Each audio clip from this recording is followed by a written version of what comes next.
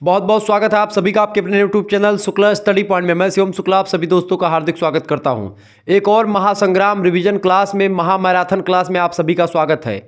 आज की वीडियो के माध्यम से हम लोग सोशियोलॉजी से बनने वाले बहुत ही ज़्यादा महत्वपूर्ण अति लघु उत्तरीय, लघु उत्तरीय और दीर्घ उत्तरीय टाइप के प्रश्नों के बारे में चर्चा करने वाले हैं, जो कि आपकी परीक्षा में सीधे तौर पर पूछे जाएंगे।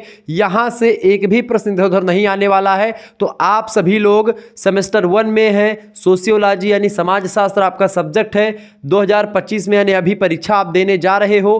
ठीक है, गारंटी के साथ कहता हूं यही सब क्वेश्चंस आपको देखने को मिलेंगे। ठीक है, पिछले 2-3-4 वर्षों के जो क्वेश्चंस पूछे गए हैं अलग अलग विश्वविद्यालयों में, उनको एक प्रकार से यहाँ पर रखने का प्रयास, और अब की बात जिनकी संभावना बहुत ज़्यादा है, चूंकि उन्हीं प्रश्नों को मैंने यहाँ पर रखा है।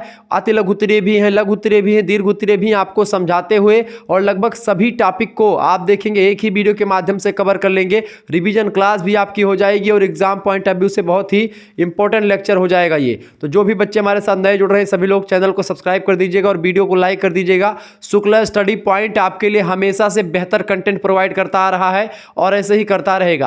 आप प्रथम सेमेस्टर में हैं, आपने देखा हिंदी का पूरा पेपर हमने फंसवा दिया। आपने देखा कि सोशियोलॉजी का मतलब उसका क्या नाम है, एजुकेशन का पूरा पेपर आपका फंस गया होगा। ऐसे ही आज सोशियोलॉजी का पूरा पेपर आपका फंसेगा कल की वीडियो में। ठीक है, मतलब कल के पेपर में ऐसे ही आप देखेंगे जो भी सब्जेक्ट मैं एक प्रकार से देता हूं मॉडल पेपर रिवीजन क्लास, वो सब के सब वहीं से आते हैं। चूंकि पिछले 7 सालों का एक्सपीरियंस है आपको पढ़ाने का, जब से नई शिक्षा नीति लागू हुई तब से तो मैं पढ़ा ही रहा हूं। उससे पहले 3-4 साल पहले से मैं लगभग 2017 से आपको अध्यापन का कार्य कर रहा हूं।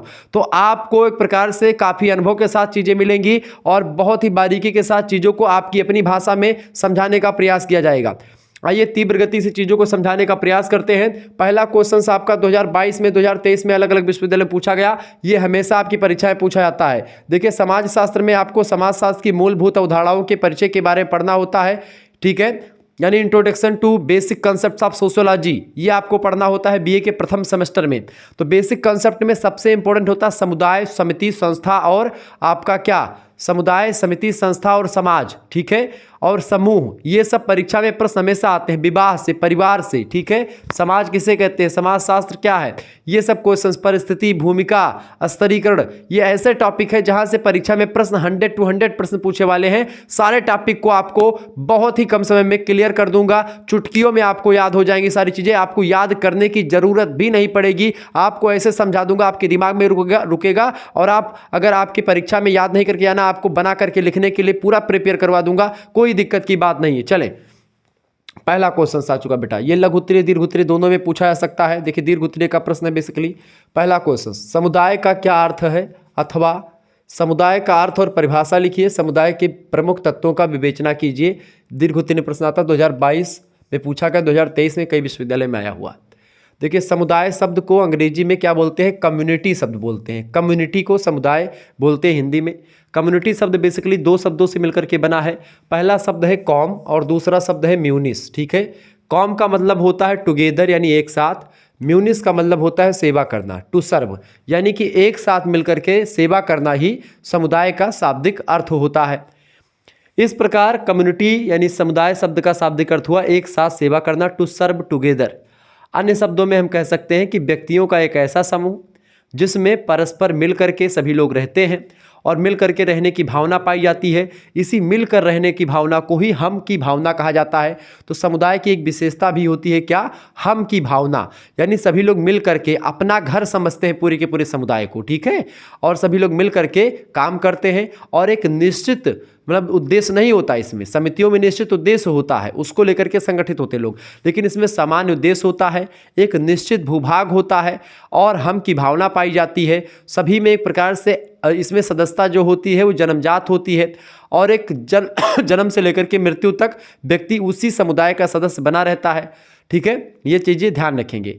कुल मिलाकर के कहने का मतलब है कि समुदाय जो होता है, जैसे एक गांव एक समुदाय है। ठीक है। या एक आप मान सकते हो कि एक जनजातीय समूह एक समुदाय है जिसमें हम की भावना पाई जाती है। अपने जनजाति समूह को अगर किसी दूसरे जनजाति के समूह के लोग बोलेंगे तो हमको पीड़ा होगी, हमको कष्ट होगा, लगेगा कि हम ही को बोल रहा है। तो ऐसी भावना को हम की भावना कहते हैं। कोई भी काम करना होता है तो ऐसे व्यक्तियों का समूह क्या करते हैं, सभी लोग मिल करके परस्पर आपस में काम करते हैं, परस्पर सहयोग के द्वारा अपने अधिकारों का उपयोग करते हैं। यानी कि सबका एक प्रकार से क्या होता है, परस्पर सहयोग होता है। यानी समाज में आप देखते हैं, समाज में एक तरफ संघर्ष पाया जाता है। समाज की विशेषता क्या है, समाज यानी सोसाइटी में एक तरफ संघर्ष होता है बेटा, एक तरफ क्या होता है, एक तरफ संघर्ष भी होता है समाज में, और संघर्ष के साथ साथ समाज में क्या होता है, समाज में सहयोग भी होता है। यानी कि कोऑपरेशन और कन्फ्लिक्ट दोनों आपको देखने को मिलते हैं समाज में, सोसाइटी में। जबकि समुदाय में आपको क्या देखने को मिलता है, समुदाय में केवल और केवल सहयोग मिलता है, हृदय की एक प्रकार से उससे लोग जुड़े हुए होते हैं।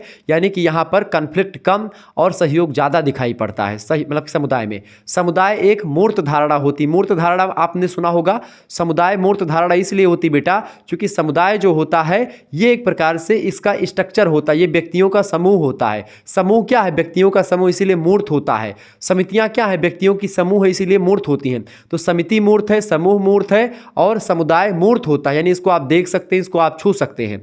लेकिन समाज की अगर बात करें, समाज यानी सोसाइटी और संस्था यानी इंस्टीट्यूशन जिसको आप कहते हैं, तो संस्था और समाज ये दोनों अमूर्त अवधारणा होती हैं। यानी कि ये एक प्रकार से ऑब्स्ट्रक्ट जो है कॉन्सेप्ट होता है। कहने का मतलब ये कि इनको आप ना देख पाएंगे समाज को, क्योंकि समाज सामाजिक संबंधों का जाल है। मैं पेज ने कहा था, चूंकि मैं समाज, समिति, संस्था, समूह इन सभी को एक साथ को रिलेट करके समझाने का प्रयास इसलिए कर रहा हूं चूंकि लगभग और लगभग यहाँ से आपके 30 नंबर क्वेश्चन आपके यही 3-4-5 टॉपिक से आ जाते हैं, बाकी में सारे होते हैं।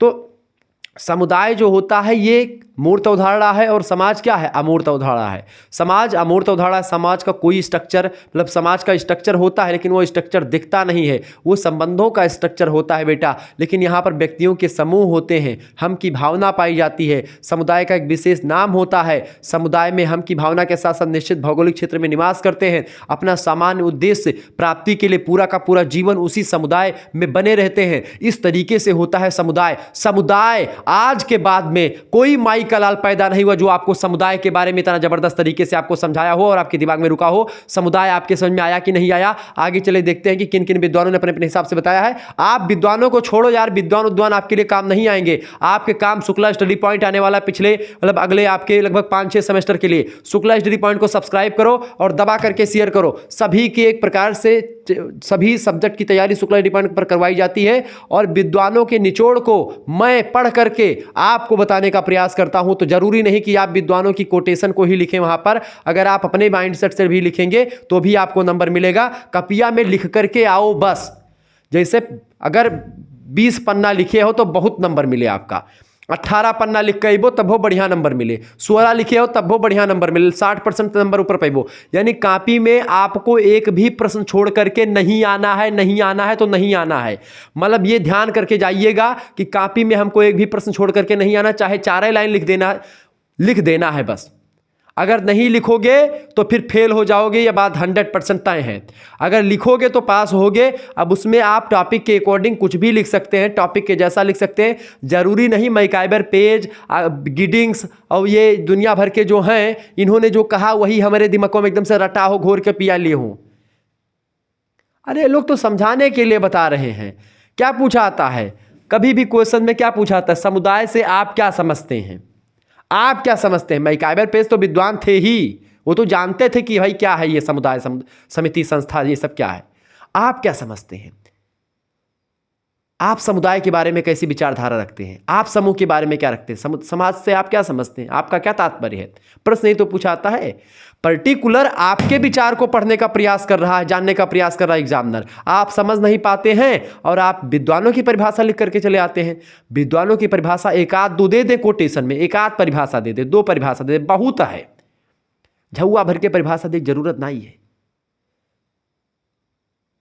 ये बात आपका क्यों ना बताए, ये बात खाली शुक्ला स्टडी पॉइंट पे शुक्ला सर जी बताई हैं तो हैं, बताई थी ऐसे चूंकि हम देख चुका हैं पिछले 7 साल के पेपर और जानी थे कि का पूछा था, एनालिसिस करी थे, बैठ के दिन रात मेहनत करी थे, ऐसे ना ही हवा बनाए का जाइत।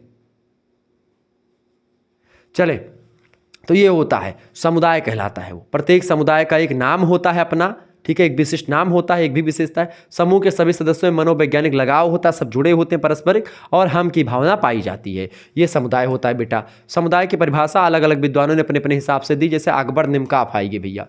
अकबर निमकाफ कहे लागे, क्या कहे अकबर निमकाफ की एक सीमित क्षेत्र में, सीमित मतलब कि एक दायरा फिक्स होता है समुदाय का, कि भाई इतने से एक गांव है तो एक गांव समुदाय, तो एक पूरा एरिया फिक्स है कि हाँ इतने सीमा तक ये गांव है। सामाजिक जीवन के संपूर्ण संगठन को समुदाय कहते हैं। नहीं कि पूरा सामाजिक जीवन जीते हैं, कोई निश्चित उद्देश्य नहीं होता, सामान्य उद्देश्य होता है। जबकि समितियों का बेटा निश्चित उद्देश्य होता है। जैसे दुर्गा पूजा करवानी हुई, समिति बना ली गई। अब समिति बनी, निश्चित उद्देश्य 9 दिन में पूरा हो गया, दुर्गा पूजा खत्म, समिति भंग हो गई। समझ रहे हैं? तो समितियां व्यक्तियों का ऐसा संगठन है जिसमें निश्चित उद्देश्य पाया जाता है। समितियों की सदस्यता ऐच्छिक होती है, जबकि समुदाय की सदस्यता बेटा अनिवार्य होती है। समुदाय की सदस्यता जन्मजात होती है। समितियों में आप जाकर के सदस्यता ग्रहण करते हैं। समितियां भंग हो जाती हैं, समुदाय नहीं भंग होते। जीवन प्रयत्न चलते रहते हैं, जब तक आप मर नहीं जाते तब तक समुदाय के सदस्य आप होते हैं। समुदाय का एक विशिष्ट नाम होता है, समितियों का भी एक विशिष्ट नाम होता है। इसके अलावा समितियां जो होती हैं मूर्त होती हैं, समुदाय अमूर्त होते हैं। ठीक है, ये बात आप ध्यान रखें। समितियां कभी भी भंग हो सकती हैं। क्लियर? ये बात आप ध्यान रखेंगे। और समितियों में जो विचारधारा काम करती है, स्कूल कॉलेजों में जो विचारधारा काम करती है, जो नियम कायदों की व्यवस्था होती है, नियम कायदों की व्यवस्था को ही संस्था कहते हैं। समितियों का जो नियम होता है, समाज के जो नियम कायदे होते हैं, समूह के जो नियम कायदे होते बेटा, वही नियम कायदे क्या होते हैं? वही नियम कायदे संस्था होती। क्या होती हैं? वही नियम कायदे संस्था होती हैं। संस्था का मतलब क्या होता है? विचार, नियम, रूल, रेगुलेशन। जैसे कि प्रशासनिक भवन, आपके स्कूल में एक ऑफिस बना होता है। ऑफिस से क्या होता है? नियम कायदे चलते हैं। तो ऑफिस एक दिखाई पड़ रहा है तो वो आपका संस्था नहीं है। संस्था होगा जो नियमों की व्यवस्था होगी। अब आप ये नियम देख पाएंगे कि करिया करिया नियम जा रहा है फलाने जगह पे? नहीं जान पाएंगे। या पीला पीला नियम उड़ रहा है? यानी समुदाय जो होता है वो मूर्त होता है, ठीक है, लेकिन जो संस्था होती है बेटा, इंस्टीट्यूशन अंग्रेजी में कहते हैं, वह एक प्रकार से आपको दिखती नहीं, चूंकि वह एक अमूर्त धारणा होती, अब्स्ट्रैक्ट होती है। इंस्टीट्यूशन इज अब्स्ट्रैक्ट चीजें, don't touch and don't see. ना तो आप उसको छू सकते हैं ना ही देख सकते हैं, बस केवल महसूस कर सकते हैं। नियमों को आप समझ सकते हैं, जान सकते हैं, बट उसको देख और छू नहीं सकते। तो यहां से 4-5 टॉपिक आपके मैं साथ साथ लेकर के चल रहा हूं। आपका सब कुछ क्लियर होगा, माइंड एकदम से खोल दूंगा, चहुमुखी प्रतिभा विकास होगा आपका। एक क्लास देखो, सारी दुनिया तबाह कर दो, जाकर के लिख करके चलो, तबाही मचा दो एकदम से पेपर में। कि भाई बच्चे देखें बगल के आपके कि भाई कहाँ से पढ़ रहा है, वो पूछे कहाँ से पढ़ रहे हो तो बताओ शुक्ला गुरु जी से पढ़ित है। ई हुए चाहिए। अपने सब कॉलेज में जाकर चैनल सब्सक्राइब करो दबाए के। अगले 5 साल में आप 5 सेमेस्टर में आपके लिए मैं बहुत बेहतर करने वाला हूं। सेकंड सेमेस्टर के लिए इतना ज़बरदस्त कंटेंट मैं तैयार कर रहा हूं कि तबाही मचा देने वाला है। डायस और गेटिस क्या कहते हैं? समुदाय से तात्पर्य एक ऐसे भूभाग से है जिसमें एक ऐसी जनसंख्या का वितरण होता है जिसमें सामान्य अथवा विशिष्ट प्रकार की संस्थाएं होती हैं। नियम कायदे, संस्थाएं मतलब नियम कायदे, जिनके द्वारा सामान्य सामूहिक जीवन वो व्यतीत करते हैं, संभव हो पाता है। डेविस कहते हैं कि समुदाय सबसे छोटा क्षेत्रीय समूह है जिसमें सामाजिक जीवन के सभी पहलू या सभी पक्ष आ जाते हैं। बेसिकली ये होता है समुदाय। एक आध दो परिभाषा आप इनमें से याद कर लीजिएगा, बाकी कोई जरूरत नहीं है। समुदाय के प्रमुख गुण या प्रमुख विशेषता, समुदाय की विशेषता, प्रमुख तत्व या समुदाय के गुण, कुछ भी पूछे तो आप यही 4-5 चीजें लिख देंगे, ठीक है। पहला, समुदाय के जो विशेषता है, पहली विशेषता व्यक्तियों का समूह होता है, पहली बात है, इसीलिए मूर्त होता है। स्थानीयता यानी कि एक निश्चित भूभाग होता है, क्लियर। तीसरी बात, सामान्य जीवन होता है इनका, यानी कोई निश्चित उद्देश्य नहीं होता है, पैदा हुए मर जाते वहीं पर, उनका उद्देश्य फिक्स नहीं होता है। सामान्य उद्देश्य से कि एक गांव में व्यक्ति पैदा हुआ उसका सामान्य उद्देश्य होता है, क्लियर। सामुदायिक यानी कि हम की भावना यहाँ पर पाई जाती है, सामुदायिक भावना पाई जाती है। यहाँ पर इसका स्वतः जन्म होता है, समुदाय को बनाया नहीं जाता जबकि समितियों को बनाया जाता है, ठीक है। जो चीज़ें बनती हैं वो भंग होती हैं बेटा, जो चीज़ें बनती नहीं वो भंग कैसे होंगी, ठीक है। तो समुदाय ना तो मतलब स्वतः जन्म होता है इसका, तो इसका अंत नहीं होता है, जबकि समितियों को बनाया जाता है इसलिए उसकी अंत हो जाता है। इसमें अनिवार्य सदस्यता होती है, यानी कि आप पैदा हुए तो समुदाय के सदस्य बन करके ही पैदा हुए, आप इसमें दाखिला नहीं ले सकते, ऐसे निकल नहीं सकते हैं। आत्मनिर्भरता होती, समुदाय अपने आप में आत्मनिर्भर होता है, इसमें अस्थायित्व पाया जाता है, ये बने रहते हैं अपने स्थान पर, और इसका एक विशिष्ट नाम भी होता है। मैंने सारी चीज़ें आपको बता रखी हैं, ये बात ध्यान रखेंगे। तो इस तरीके से आप लोगों को देना। और यहाँ पर क्या देखें, व्यक्तियों का समूह होता है, इसलिए एक विशेषता लिख देंगे, यहाँ पर एक विशेषता और बढ़ा देंगे भैया, 8वीं या 9वीं विशेषता आप कर लेंगे कि यहाँ पर ये क्या होता है, मूर्त अवधारणा है, मूर्त व्यवस्था है। ठीक है, क्लियर। ये होता है समुदाय। समुदाय की विशेषताएं बताएं, ये भी प्रश्न आपसे बन सकता है लघु उत्तरीय में। देखिए, समुदाय की 3 विशेषताएं बताएं।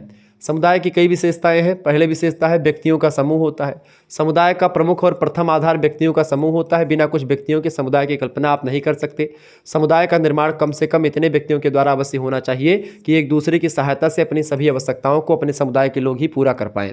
ठीक है, व्यक्तियों का समूह होने के कारण ही समुदाय एक मूर्त संगठन होता है। मूर्त मतलब कि इसको आप देख छू सकते हैं। यह समाज की तरह अमूर्त नहीं होता। समाज क्या होता है, अमूर्त होता है, क्योंकि उसमें वो संबंधों की व्यवस्था होती है। इन्हीं संगठन में जो व्यवस्था में संबंध पाए जाते हैं, उसी संबंधों की व्यवस्था को समाज कहते हैं। ठीक है, ये बात ध्यान रखेंगे।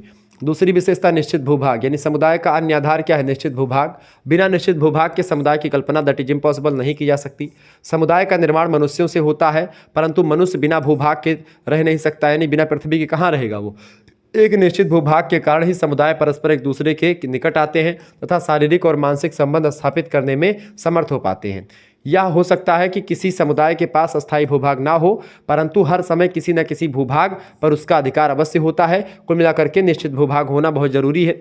इसके अलावा समुदाय की अगली विशेषता होती है बेटा, समुदाय की अगली विशेषता क्या होती है, समुदाय की अगली विशेषता होती है सामुदायिक भावना। ठीक है, या हम की भावना, जो मैं आपको समझा चुका हूँ बेहतर तरीके से, बस आपको यहाँ पर लिखना है। समुदाय में हम की भावना परमावश्यक है। हम की भावना से मतलब अभाव में, अभाव माने कमी में, समुदाय शब्द का संबोधन ही भ्रमपूर्ण हो जाता है। यानी कि अगर हम की भावना नहीं तो समुदाय शब्द वहाँ पर असफल हो जाएगा, समुदाय फिर नहीं कहा जाएगा।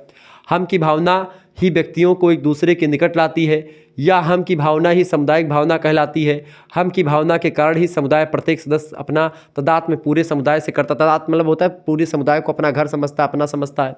समुदाय की यह विशेषता उसे समूह से बिल्कुल अलग करती है। समाज और समुदाय और समूह में यही डिफरेंस है कि समूह में हम की भावना नहीं पाई जाती, जबकि समुदाय में हम की भावना पाई जाती है। ठीक है, अब समुदाय और समाज में थोड़ा सा अंतर देख लें। ठीक है, यहीं पर आपका समाज भी क्लियर हो जाएगा कि समाज क्या होता है। बहरहाल मैंने समाज को लेकर के प्रश्न रखा है। समुदाय और समाज में क्या अंतर है, देखिए कई अंतर है।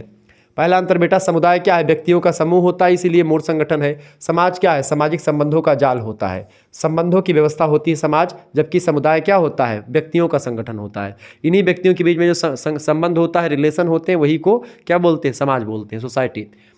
दूसरी बात, व्यक्तियों का समूह होने के कारण से समुदाय मूर्त अवधारणा है, जबकि व्यक्तियों के बीच में जो संबंध होते हैं उनका जाल होने के कारण से समाज अमूर्त अवधारणा यानी अब्स्ट्रैक्ट होता है। इसको आप छू देख नहीं सकते।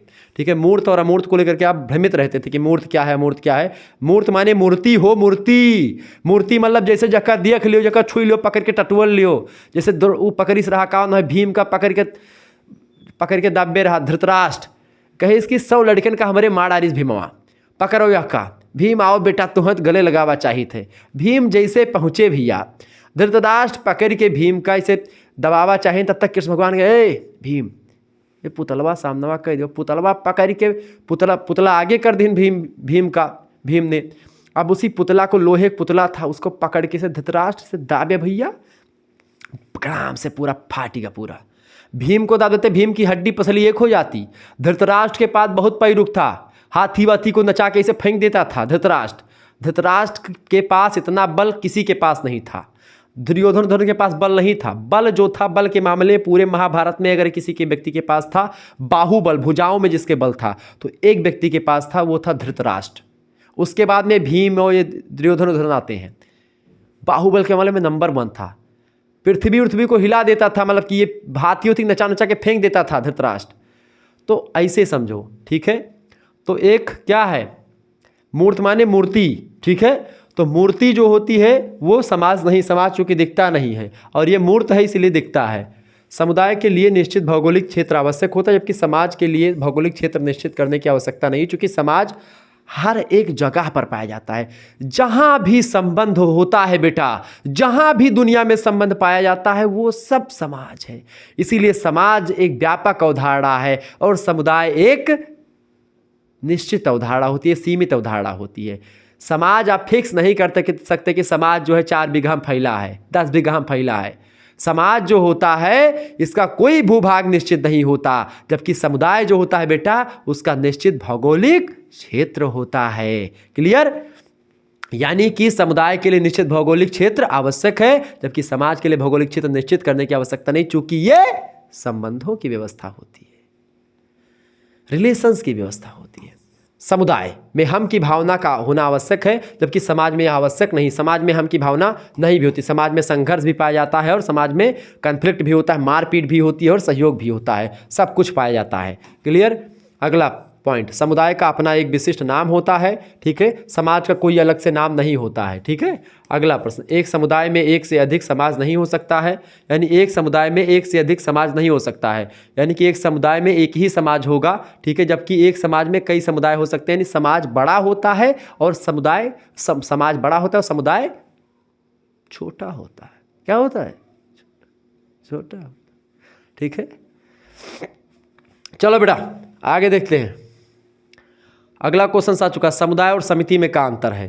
क्वेश्चन दबा के पूछा जाए, इसे लिख के ना आयो तो बता दे, फिर अगर ये सब एक क्वेश्चन छोड़ के आयो तो हमसे बुरा फिर कोई हुए ना है का, जान लियो। लिख के आवे के सबका सब, नकल के आश्रम न जाओ भैया, साफ साफ मैं बताई दी, नकल के आश्रम न जाओ, ठीक है। आप अपने दम पर पास हो, आपको वो आनंद आएगा, वो आनंद आपको दुनिया में, आपको बता दूं कि अगर दो ठू बढ़िया मालदाह के आम अगर खाए ले वो आनंद ना आए जितना आनंद अगर आप परीक्षा में पहुँचो और जो क्वेश्चन याद है वो लिखे में आवत है, अगर आप अच्छा विद्यार्थी हो तो। चलो, समुदाय, कम्युनिटी और समिति, यानी कि समिति का काव कहा जाता है भैया, समिति का अंग्रेजी में काव कहा जाता है, समिति का कमेंट करके बताओ काव कहा जाता है। इंस्टीट्यूशन कहा जाता है संस्था का, समिति का काव कहा जाता है एसोसिएशन, क्या कहा जाता है? एसोसिएशन, समिति को कहते हैं अंग्रेजी में, समुदाय का कम्युनिटी कहते हैं, ठीक है। अंतर समझो, समुदाय की सदस्यता अनिवार्य होती है, समिति की सदस्यता ऐच्छिक होती है। चाहो तो समिति के सदस्य बनो, कोषाध्यक्ष बन जाओ दुर्गा पूजा में, मन कहे अध्यक्ष बन जाओ, मन कहे सचिव बन जाओ, मन कहे दुनिया भर के जो मन कहे तो बन जाओ, ठीक है। जैसे आजकल तमाम समितियां बना करके, संगठन बना करके लोग घूम रहे हैं, राष्ट्रीय अध्यक्ष फलाने, वो धमाके, वो दुनिया भर का अत्त लड़का है नहीं, वो राष्ट्रीय अध्यक्ष बना घूमत है, मतलब कोनो ताले तुक नाई है, बेमतलब के 500-500 रुपया देकर रजिस्ट्रेशन करवावत है, और जो संगठनवा बनाए हो पैसा कमाए में बाजा है, और जे बन गए कि भैया हाँ फलाने क्षेत्र के प्रखंड प्रभारी बन गए, गदगद है, वो फोटो लगाए को मैं झूठे इंस्टाग्राम फेसबुक पे डाले है प्रभारी हुई हम, कुछ कोनो मतलब नहीं प्रभारी सरभारी के, कोनो मतलब नहीं अध्यक्ष अध्यक्ष दुनिया भर के, अपने ही मंत्रणा के बना लियो जो मन कहे तो, ठीक है। वही चीज़ है, समुदाय का स्वतः विकास होता है, समुदाय अपने आप विकसित होता है, समितियों की स्थापना जानबूझ करके उद्देश्यों की पूर्ति के लिए करी जाती है। समुदाय का समान उद्देश्य होता है, इसका कोई विशेष उद्देश्य होता है, किसी मौके पर किसी उद्देश्य को ध्यान में रख करके समितियां बनाई जाती हैं। इसकी प्रकृति अस्थायी होती है समुदाय की, यानी ये भंग नहीं होता। इसकी प्रकृति अस्थायी, आ माने नहीं, अस्थायी माने अस्थायी, यानी अस्थायी ना हो समिति कभो भी भंग हो जाती, जैसे उद्देश्य पूरा वह भंग हो गए होगा कि मारो पीट हो गए समिति के बीच में है दुर्गा पूजा में, तब वो समिति भंग कर दी गई, ठीक है। या उद्देश्य पूरा भा नाई भा, कब्बो भंग हो सकती, कोनो के भी डिसाइडे नहीं कब हुआ थी कब नहीं। समुदाय का कार्यक्षेत्र विस्तृत यानी बड़ा होता है, यानी समिति छोट हुआ थी और समुदाय बड़ा हुआ था। समुदाय बड़ा क्या होता है? समाज हुआ था बेटा, ठीक है, ध्यान रखोगे। तो समुदाय का कार्यक्षेत्र विस्तृत यानी बड़ा होता है, समिति का कार्यक्षेत्र संकुचित होता है, छोटा होता है। कार्य प्रणाली रीति रिवाज प्रथाओं पर आधारित होती है जो समुदाय होता है, जबकि कार्य प्रणाली नियमों पर आधारित होती है। मतलब कि ये कार्य प्रणाली इसमें केवल नियमों पर आधारित होती है, समिति में नियम होते हैं, उसी नियमों पर पूरी समिति के लोग काम करते हैं। जबकि समुदाय में क्या होता है? रीति रिवाज, प्रथा, प्रणाली, रूढ़ी, ये सब होती है इसमें, ठीक है। सातवां अंतर है कि समुदाय के निर्माण के लिए आवश्यक नहीं है, समुदाय के निर्माण के लिए आवश्यक नहीं है। समुदाय के निर्माण के लिए क्या आवश्यक नहीं है? सामुदायिक भाव, एक मिनट, समिति के लिए सामुदायिक भावना का होना आवश्यक है। नहीं, एक मिनट देखेंगे यहाँ पर, समिति के लिए सामुदायिक भावना, यहाँ पर ये कर लें, ये उल्टा हो गया, यहाँ पर ये गलत काट दें, ठीक है। समुदाय में सामुदायिक भावना का होना आवश्यक है, जबकि समिति में सामुदायिक भावना है तब भी और नहीं है तब भी, ये वाला थोड़ा सा गलत है, ठीक है, ये गलत काट लीजिएगा। आगे बढ़ते हैं बेटा। एक चीज़ तो मैं बताना आपको भूल गया, जो बच्चे इसका पीडीएफ प्राप्त करना चाहते हैं, पीडीएफ कैसे प्राप्त कर सकते हैं? देखिए, पीडीएफ प्राप्त करने के लिए आपके लिए व्यवस्था कर दी गई, सभी सब्जेक्ट का पीडीएफ आपको मिल जाएगा।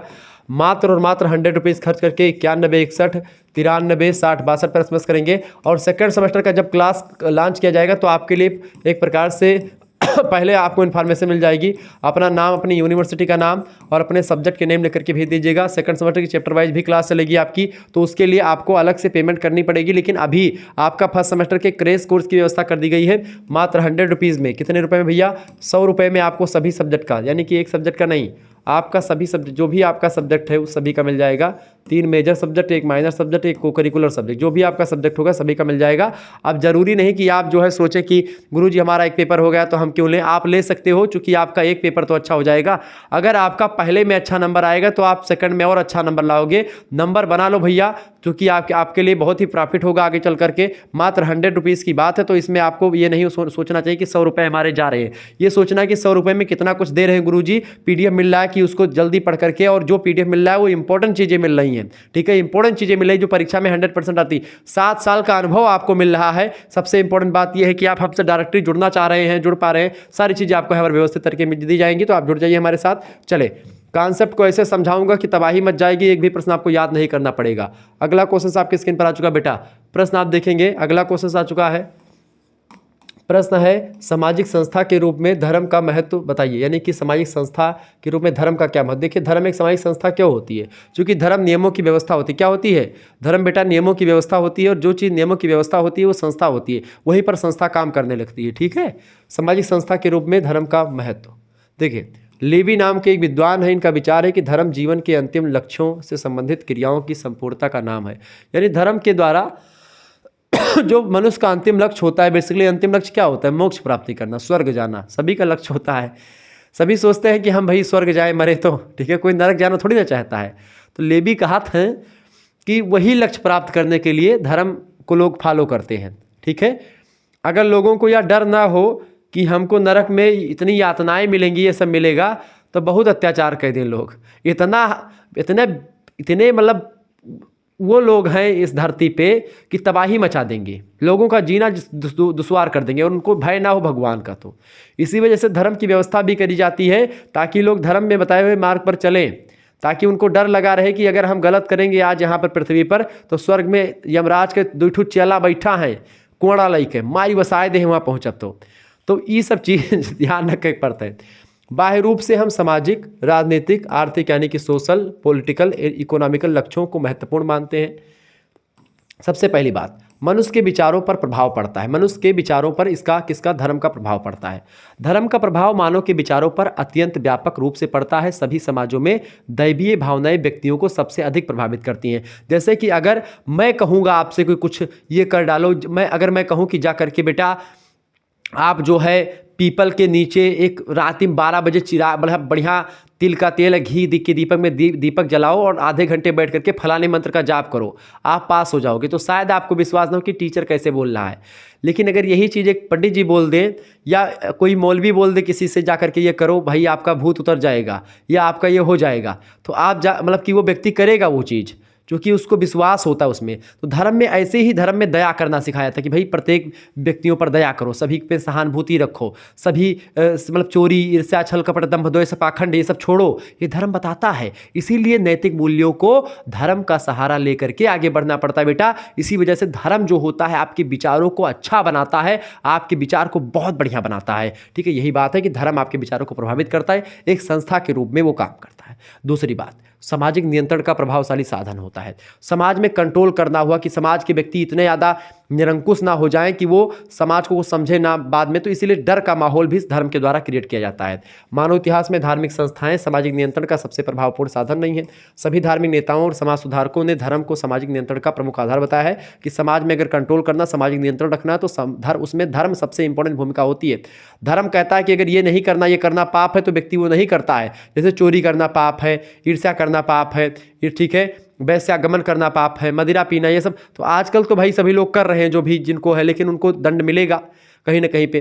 तो लेकिन जो व्यक्ति सात्विक हैं, जो धर्म का पालन करते हैं, हमारे जैसे लोग, वो इस चीज़ों से परे रहते हैं। ठीक है, आप जैसे लोग, आप लोग विद्वान हो, तो आप लोगों के इतना विद्वान मेरे हिसाब से पूरी पृथ्वी पर कोई नहीं होगा। तो आप लोग जो है विद्वता के घर हैं। इसी वजह से मैं कहता हूँ कि आप लोग पढ़ते रहिए। तो अगर आप पढ़ते रहेंगे तो आपका सामाजिक नियंत्रण करने के लिए कोई धर्म का सहारा आपको नहीं लेना पड़ेगा। पढ़ेंगे तो आप खुद ही एक प्रकार से कंट्रोल में रहेंगे। अगला क्वेश्चन आ चुका है। अगला प्रश्न है बेटा, संस्कृति की परिभाषा दीजिए। संस्कृति को अंग्रेजी में कल्चर कहते हैं। क्या कहते हैं संस्कृति का? कल्चर। कल्चर का हुए भैया, देखो कल्चर दो मेयर होती, एक होती भौतिक, एक होती अभौतिक। भौतिक में जैसे कि परफ्यूम रखा है, अब प्रचार नहीं खरीद के होकर मोदली कंपनी ना हो, ये परफ्यूम है भैया, हम लगाई थे का। अभी परफ्यूम भाई का हो, भौतिक आनंद कैसे देते? बढ़िया मारो महका, कैसे मारो? ऐसे खोले हुए का आराम से क्या करो, मारन। अभी ओफो, अभी का हो गम का महका, ये का होगा थोड़ा सुगंधित आनंद की प्राप्ति भाई। तो भौतिक संस्कृतियाँ वह होती हैं बेटा जो आपको दिखाई पड़ती हैं। पुस्तक हो गया, ये घड़ी होगा, 2 पेन बढ़िया लकड़ी के, भौतिक संस्कृति। धै ध्यान टेबल पे जे आवत थे देखा थे, कहते वाह भैया शुक्ला गुरुजी आप तो मजा लाए दी हो। रिमोट होगा बढ़िया भैया, ये रिमोट है ऑटोमेटिक चले वाला, ऐसे ये रिमोट होगा, तमाम रिमोट है। यह सब भौतिक संस्कृति। पंखा, AC, कूलर, TV जौन कुछ हुआ है आपका सुख दिए, वो भौतिक संस्कृति हुए। और दूसरी संस्कृति का हो बेटा अभौतिक। अभौतिक मतलब जैसे हमारे यहाँ केहू आए तो हम AC चलाए ध्यान, अब मौज करी से AC के नीचे बैठ के, तो वो तो भौतिक संस्कृति में मजा लीस। लेकिन फिर हमारे लगे बैठा तो हम 2-3 ठू बात खोद दिस, कोनो विद्वता के बात। जैसे एक दिन हमारे ब्याहू आए भैया, तो ब्याहू लोग कोनो बात धर्म के, कोनो बिना मतलब के बात खोद दी, मतलब कि उनके तर्क कोनो बेकार नहीं, बेमतलब के बोली। तो हम बैठा रहें तो कुछ देर सुना करें, हाँ हाँ जी जी जी जी चाचा जी। ओकरे बाद ना फिर तुरंत बोले हमका देखिए आप लोग अगर बोल चुके हो तो मैं भी अपना वक्तव्य रखूं। जैसे बोलें कम से कम तो आधा घंटा बोलत चला गया हम मुद्दा पे, धर्म के मुद्दा पे। और सब जितना रहे बूढ़ पुराने, इतना हमारे दादा सब सुने लागे, सब बैठ के कि मतलब लड़कों को तो ना बोले चाहिए, ब्याहू आए हैं, लेकिन कैसे बोला थे। तो हम कहा भैया विद्वान हन तो बोली थे, पढ़े हन थोड़े तो बोली थे। यही लिए कहते पढ़ लिबो तो समाज में जब बैठबो तो 4 आदमी के सामने जब बोलबो, कहूँ नौता हकारी में जाबो तो आपके तब सब मुँह देखी हैं। यही लिए तो क्रीम पाउडर लगाओ जरूरत ना पड़े। तो विद्वान सर्वत्र पूजिते, क्रीम पाउडर बस केवल कुछ ही क्षणों के लिए होता है, फिर धुल देंगे आप। तो यही चीज़ें हैं भौतिक संस्कृति। वो अब अभौतिक संस्कृति का हुए, ये काहे बताएं दुनिया भर के कहानी। अभौतिक संस्कृति प्रश्न परीक्षा में पूछा जाए, यही हमारा समझाए थे कि दिमाग में रटा रहे तो आप उदाहरण के माध्यम से लिख देबो, परीक्षा में नंबर मिले। अभौतिक मतलब जो हम ज्ञान बैठ के आधा घंटा रे लेन, वो ज्ञान का हुए, वह ज्ञानवा बेटा अभौतिक संस्कृति हुए। आपके नियम रीति रिवाज, ठीक है, संस्था का इतना चीज होता है, नियम रीति रिवाज, सामाजिक मूल्य, नैतिक आचरण, ये सब का हुए, ये सब अभौतिक संस्कृति हुए। अब यही भौतिक संस्कृति और अभौतिक संस्कृति में एक चीज और कॉन्सेप्ट क्लियर हुआ है। एक ठो विद्वान है M.N. श्रीनिवास। M.N. श्रीनिवास भारतीय समाजशास्त्री हुए, बहुत विद्वान आदमी रहे। संस्कृतिकरण का उदाहरण दी। संस्कृतिकरण का हुए, जैसे जब बड़ी जाति है कोनो, जैसे ब्राह्मण है, ब्राह्मण का देखिन वैश्य के लोग या शूद्र देखिन कि बभरमा सुबेरे नहाए लिया थे, हमहू सुबेरे नहा बाप से, तो उन्हों सुबेरे नहाए शुरू कर दिन। कपड़ा भैया धोती कुर्ता पहरे थे बाबन, हमहू धोती कुर्ता पहरे शुरू कर दिहन, धोती कुर्ता उन्हों पहरे लागे। ऐसे यज्ञ विविध बाबन पहनिन, हमहू यज्ञ विविध जन्य उदाहरण कलिहन। यज्ञोपवीतम परमम पवित्रम प्रजापते सहजम पुरस्तात आयु समग्रम प्रतिम शुभ्रम यज्ञ विविधम परमस्तु जा। हम पहरे यज्ञ विविध पहरे शुरू कर दिन।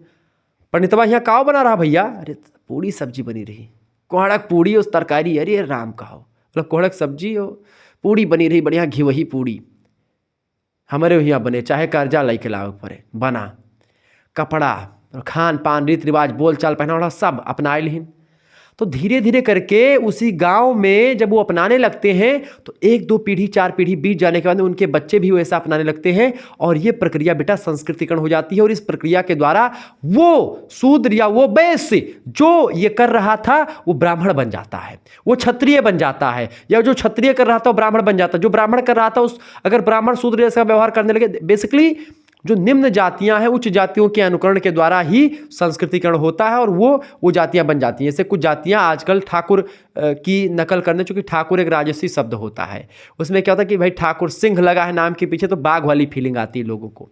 ठीक है, अब वो हो या ना हो उसकी बात अलग है, लेकिन बाघ वाली फीलिंग आ गई। तो बाघ वाली फीलिंग लेने के लिए बहुत सारे लोग लिखने लगते हैं, 3-4 पीढ़ी बीत जाने के बाद में वो सिंह होते वो ठाकुर बन जाते हैं। ठीक है, तो ये संस्कृतिकरण होता है। इसी में एक अवधारणा और आती है आपकी सांस्कृतिक विलंबना। विलंब माने होता है देर से। तो जब एक संस्कृति ज्यादा आगे बढ़ जाए और एक संस्कृति पीछे, यानी कि आपके लगे एसी कूलर खूब हो गए लेकिन वह चलावा जनबे न करो, तो सांस्कृतिक विलंबना वह होगा। यानी भौतिक संस्कृति आगे बढ़ गई और भौतिक संस्कृति पीछे रह गई। सांस्कृतिक विलंबना यानी दो संस्कृतियों के बीच में बेटा जब अगड़ाव पिछड़ाव हो जाता है, विलंब हो जाता है, एक आगे जल्दी विकसित हो गई, एक नहीं विकसित हुई, तो वही सांस्कृतिक विलंबना हो जाती है। एम.एन. श्रीनिवास उसको बताते हैं। तो मेरे हिसाब से आपको इस तरीके से पूरे यूट्यूब पर किसी तरीके समाज शास्त्र आपको कोई नहीं पढ़ाता होगा, और बीए लेवल में तो बेसिकली तो ना ही पढ़ावत हो। क्यों, समझो बात। चलो संस्कृति का हुआ, अब समझो, आप समझ में आ जाए बिल्कुल। टाइलर, एडवर्ड टाइलर बहुत विद्वान आदमी है। कहता है कि संस्कृति वह जटिल संपूर्णता है जिसमें ज्ञान, विश्वास, कला, आचरण, कानून, सामाजिक प्रथाएं सब कुछ आ जाती हैं। यानी यह संस्कृति के केवल अभौतिक पक्ष की बात कर रहा है टाइलर। ठीक है, आगे देखें। ए.एल. क्रोबर ये कहते हैं कि ए.एल. क्रोबर कहते हैं कि संस्कृति को प्रभावित करते हुए संस्कृति मनुष्य की एकमात्र विशेष उपज है और सृष्टि में इसका एक विशेष गुण होता है। ये भी बात इनकी सही है। जे.एस. स्टोल टाकिन कहते हैं कि जे.एस. क्या कहते हैं ये, कि संस्कृति समाज में पाई जाने वाली प्रथाओं का अंग होती है। यानी कि जो प्रथा होती है उसी का एक अंग होता है। जो कोई भी इन प्रथाओं के अनुरूप कार्य करता है वह संस्कृति में भाग लेता है। शारीरिक दृष्टिकोण से किसी भी समाज की संस्कृति वह है जिसके अनुसार उन सामाजिक प्रथाओं का अनुसरण होता है। बेसिकली समाज में जो संस्कृति की अवधारणा दी काफ़ी विद्वानों ने, वो अभौतिक संस्कृति, नियम, कायदे, विश्वास, इन्हीं को लेकर के फोकस किया। लेकिन संस्कृति का एक दूसरा पक्ष होता है अभौतिक संस्कृति। अभौतिक संस्कृति को ही सभ्यता कहते हैं, सिविलाइजेशन कहते हैं बेटा। ठीक है, ध्यान रखेंगे। हॉवेल कहते हैं कि संस्कृति सीखे हुए व्यवहार के प्रतिमानों की संपूर्णता है जो एक समाज के सदस्यों की विशेषताओं का प्रतिनिधित्व करती है और इस प्रकार जैविकीय विरासत का परिणाम नहीं होती है। यानी कि ये जैविकीय विरासत का परिणाम नहीं होती है, ये धीरे धीरे करके ये सीखे हुए व्यवहार का प्रतिमानों का संपूर्णता होती है। संस्कृतियाँ एक पीढ़ी से दूसरी पीढ़ी में हस्तांतरित होती हैं। ये बात आप ध्यान रखें। संस्कृति मानव निर्मित, मतलब कि मानव की उपज होती है। ठीक है, हर्स्कोविट्ज़ ने भी कहा था, ठीक है, कि संस्कृतियाँ मानव निर्मित होती, मतलब कि जैसे आपके बप्पा से आपने कुछ सीखा होगा, आपके बप्पा से आपने सीखा होगा, आपसे आपका लड़का सीखेगा, आपके लड़के से उसका लड़का सीखेगा। तो इस तरीके से संस्कृतियाँ एक पीढ़ी से दूसरी पीढ़ी में हस्तांतरित होती हैं। तो शिक्षा का होना बहुत जरूरी। सभ्यता का होती 2023 में प्रश्न आ रहा, सभ्यता। कुछ विद्वानों ने सभ्यता और संस्कृति को एक ही अर्थ में प्रयुक्त किया है जो कि सर्वदा गलत है। एकांगी अवधारणा, ये मैकाबर पेज ने संस्कृति को भौतिक सामाजिक विरासत और अभौतिक सामाजिक विरासत नामक 2 भागों में बांटा है। देखिए संस्कृतियाँ 2 होती, मैंने आपको बताया, भौतिक और अभौतिक। तो भौतिक पक्ष जो है वही सभ्यता होता है, अभौतिक पक्ष बेसिकली संस्कृति का ही उत्तर होता है। इनमें से भौतिक सामाजिक विरासत ही सभ्यता है। मोटे तौर पर भौतिक संस्कृति को ही सभ्यता कहा जाता है। जैसे कि ये TV, cooler, AC machine, fridge, जो कुछ भी आप देख रहे हैं सब सभ्यता के अंग हैं। ठीक है, संस्कृति, नियम, कायदे, विश्वास, ये सब जो आचरण आप देख रहे हैं ये सब आपकी जो है अभौतिक संस्कृतियां हैं जो कि एक संस्कृति का ही अंग है। ठीक है, तो सभ्यता के अंतर्गत उन वस्तुओं को सम्मिलित किया जाता है जिनका उपयोग साधन के रूप में मानव आवश्यकताओं की पूर्ति हेतु करता है। जैसे कि आपको गर्मी लगी, आपने पंखा चला लिया। ठीक है, स्पष्ट है कि सभ्यता के अंतर्गत वे सभी भौतिक साधन आते हैं जिनमें उपयोगिता का तत्व पाया जाता है। यानी भौतिक संस्कृति उपयोगिता मनुष्य की होती है, उसके अकॉर्डिंग बनते रहते हैं। आवश्यकता ही आविष्कार की जननी सिद्धांत पर काम करते हैं। आगे देखते हैं बेटा, अगला प्रश्न, मतलब कि अगला पॉइंट, सभ्यता। सभ्यता शब्द अंग्रेजी के सिविलाइजेशन शब्द से बना हुआ है। सिविलाइज्ड शब्द से लैटिन भाषा की उत्पत्ति हुई, जो है इसकी क्या नाम है, सिविलाइजेशन की। सिविटास और सिविस, इन 2 शब्दों से मिलकर के लैटिन भाषा की उत्पत्ति हुई। सिविलाइज्ड, उससे बना सिविलाइजेशन, फिर उससे बना सभ्यता, जिनका तात्पर्य होता है नगर।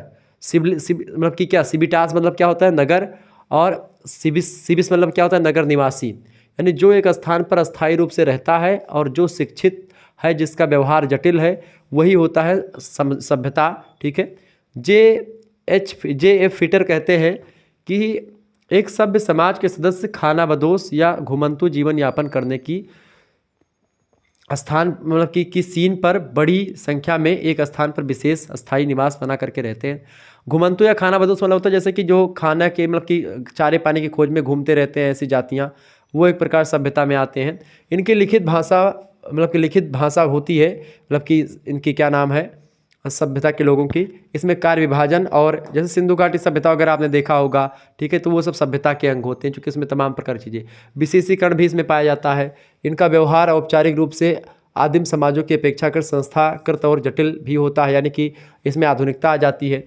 एपी फेयरचाइल्ड उच्च और विकसित संस्कृति की को ही सभ्यता मानते हैं, यानी कि जो संस्कृतियाँ विकसित हो जाती हैं, उच्च हो जाती हैं, वही सभ्यता होती हैं। फेयरचाइल्ड कहते हैं कि ऐसी संस्कृति जब विकसित हो जाए तो वही सभ्यता होती है।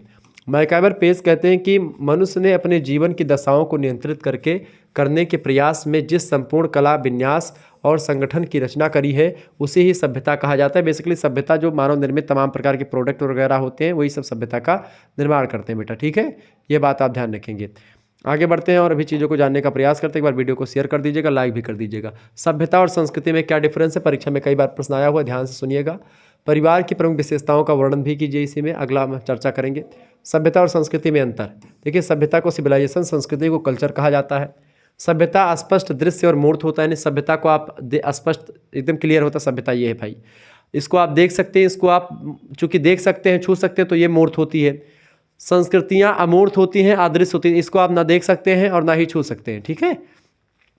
दूसरी बात, सभ्यता की कुशलता की माप संभव होती है, जैसे बैलगाड़ी से मोटर कार बना, दिए से बिजली का आविष्कार हुआ, निश्चित रूप से अधिक सुविधाजनक व लाभप्रद होती है सभ्यताएं। अतः इस आधार पर मूल्यांकन इसका संभव किया जा सकता है कि सभ्यताओं का विकास हुआ है या सभ्यताएं जो है अच्छी हुई हैं क्वालिटी में। इस दूसरी बात, संस्कृति कुशलता की माप संभव नहीं है, क्योंकि संस्कृति का गठन विचारों से होता है, साहित्य से होता है, संगीत से होता है, प्रथाओं से होता है, परंपराओं से होता है। अब कभी आप देखते हैं क्या पुराने गाने आज के गाने से अच्छे नहीं थे? पुराने गानों में क्लासिकल चीज़ें थी, वो आज के गानों से अच्छे भी हो सकते हैं और बेकार भी हो सकते हैं, यानी उनकी क्वालिटी ये डिसाइड नहीं कर सकते कि पुराने गाने अच्छे थे कि आज के गाने हिप हॉप वाले अच्छे हैं, ठीक है। ये आप डिसाइड नहीं कर सकते बेटा कि आजकल यो करके और दुनिया भर का ये आप ऐसे उछल करके दुनिया भर का ये आया, मैंने खाना खाया, पानी पिया, ये किया, नहाया धोया, चला और घूम लिया, ये क्या गाना हुआ? राइम रिदम सब पूरा ठोंक डाले हो, ख़त्म कर दिए हो एकदम से, क्या मतलब है इसका? लेकिन आजकल के दुनिया का म्यूजिक को हम पाए थे, बोल रहा है डीजे, उसी में थिरक रहे हैं दुनिया भर, पगलाए हुए हैं बच्चे। तो ये सब क्या है? क्या आज के गाने अच्छे थे कि पहले गाने अच्छे थे?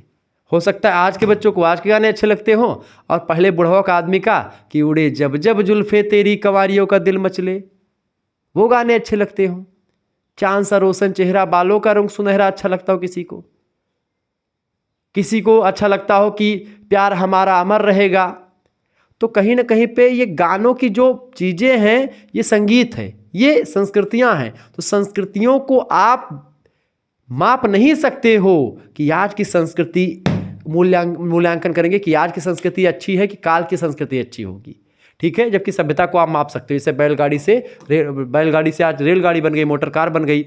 आप देखते जैसे पंखा से एसी बन गया, तो आप बढ़ ही रहे हो ना।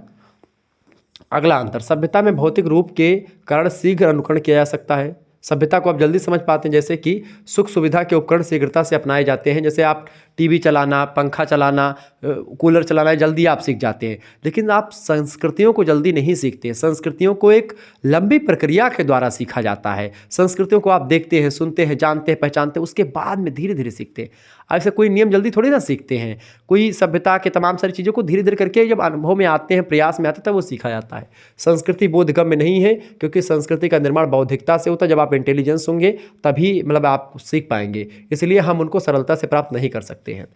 चौथा अंतर है, सभ्यता का विकास क्रमिक होता है। सभ्यता भौतिक वस्तुओं से संबंधित होने के कारण से उसके नाम तथा फल के आसानी से उसको समझ सकते हैं, ठीक है। जबकि संस्कृति का विकास क्रमिक नहीं होता है। संस्कृति समाज के विकसित संबंधों तथा उनके स्वरूपों से संगठित होती है। इस वजह से संस्कृतियों की समझ थोड़ी सी परे होती है मनुष्य, लेकिन एक प्रकार से एक पीढ़ी से दूसरी पीढ़ी में संस्कृतियों का हस्तांतरण होता है और संस्कृतियों को लोग समझते, जानते, देखते, सुनते, बप्पा कैसे कर रहे थे वैसे हम भी करेंगे।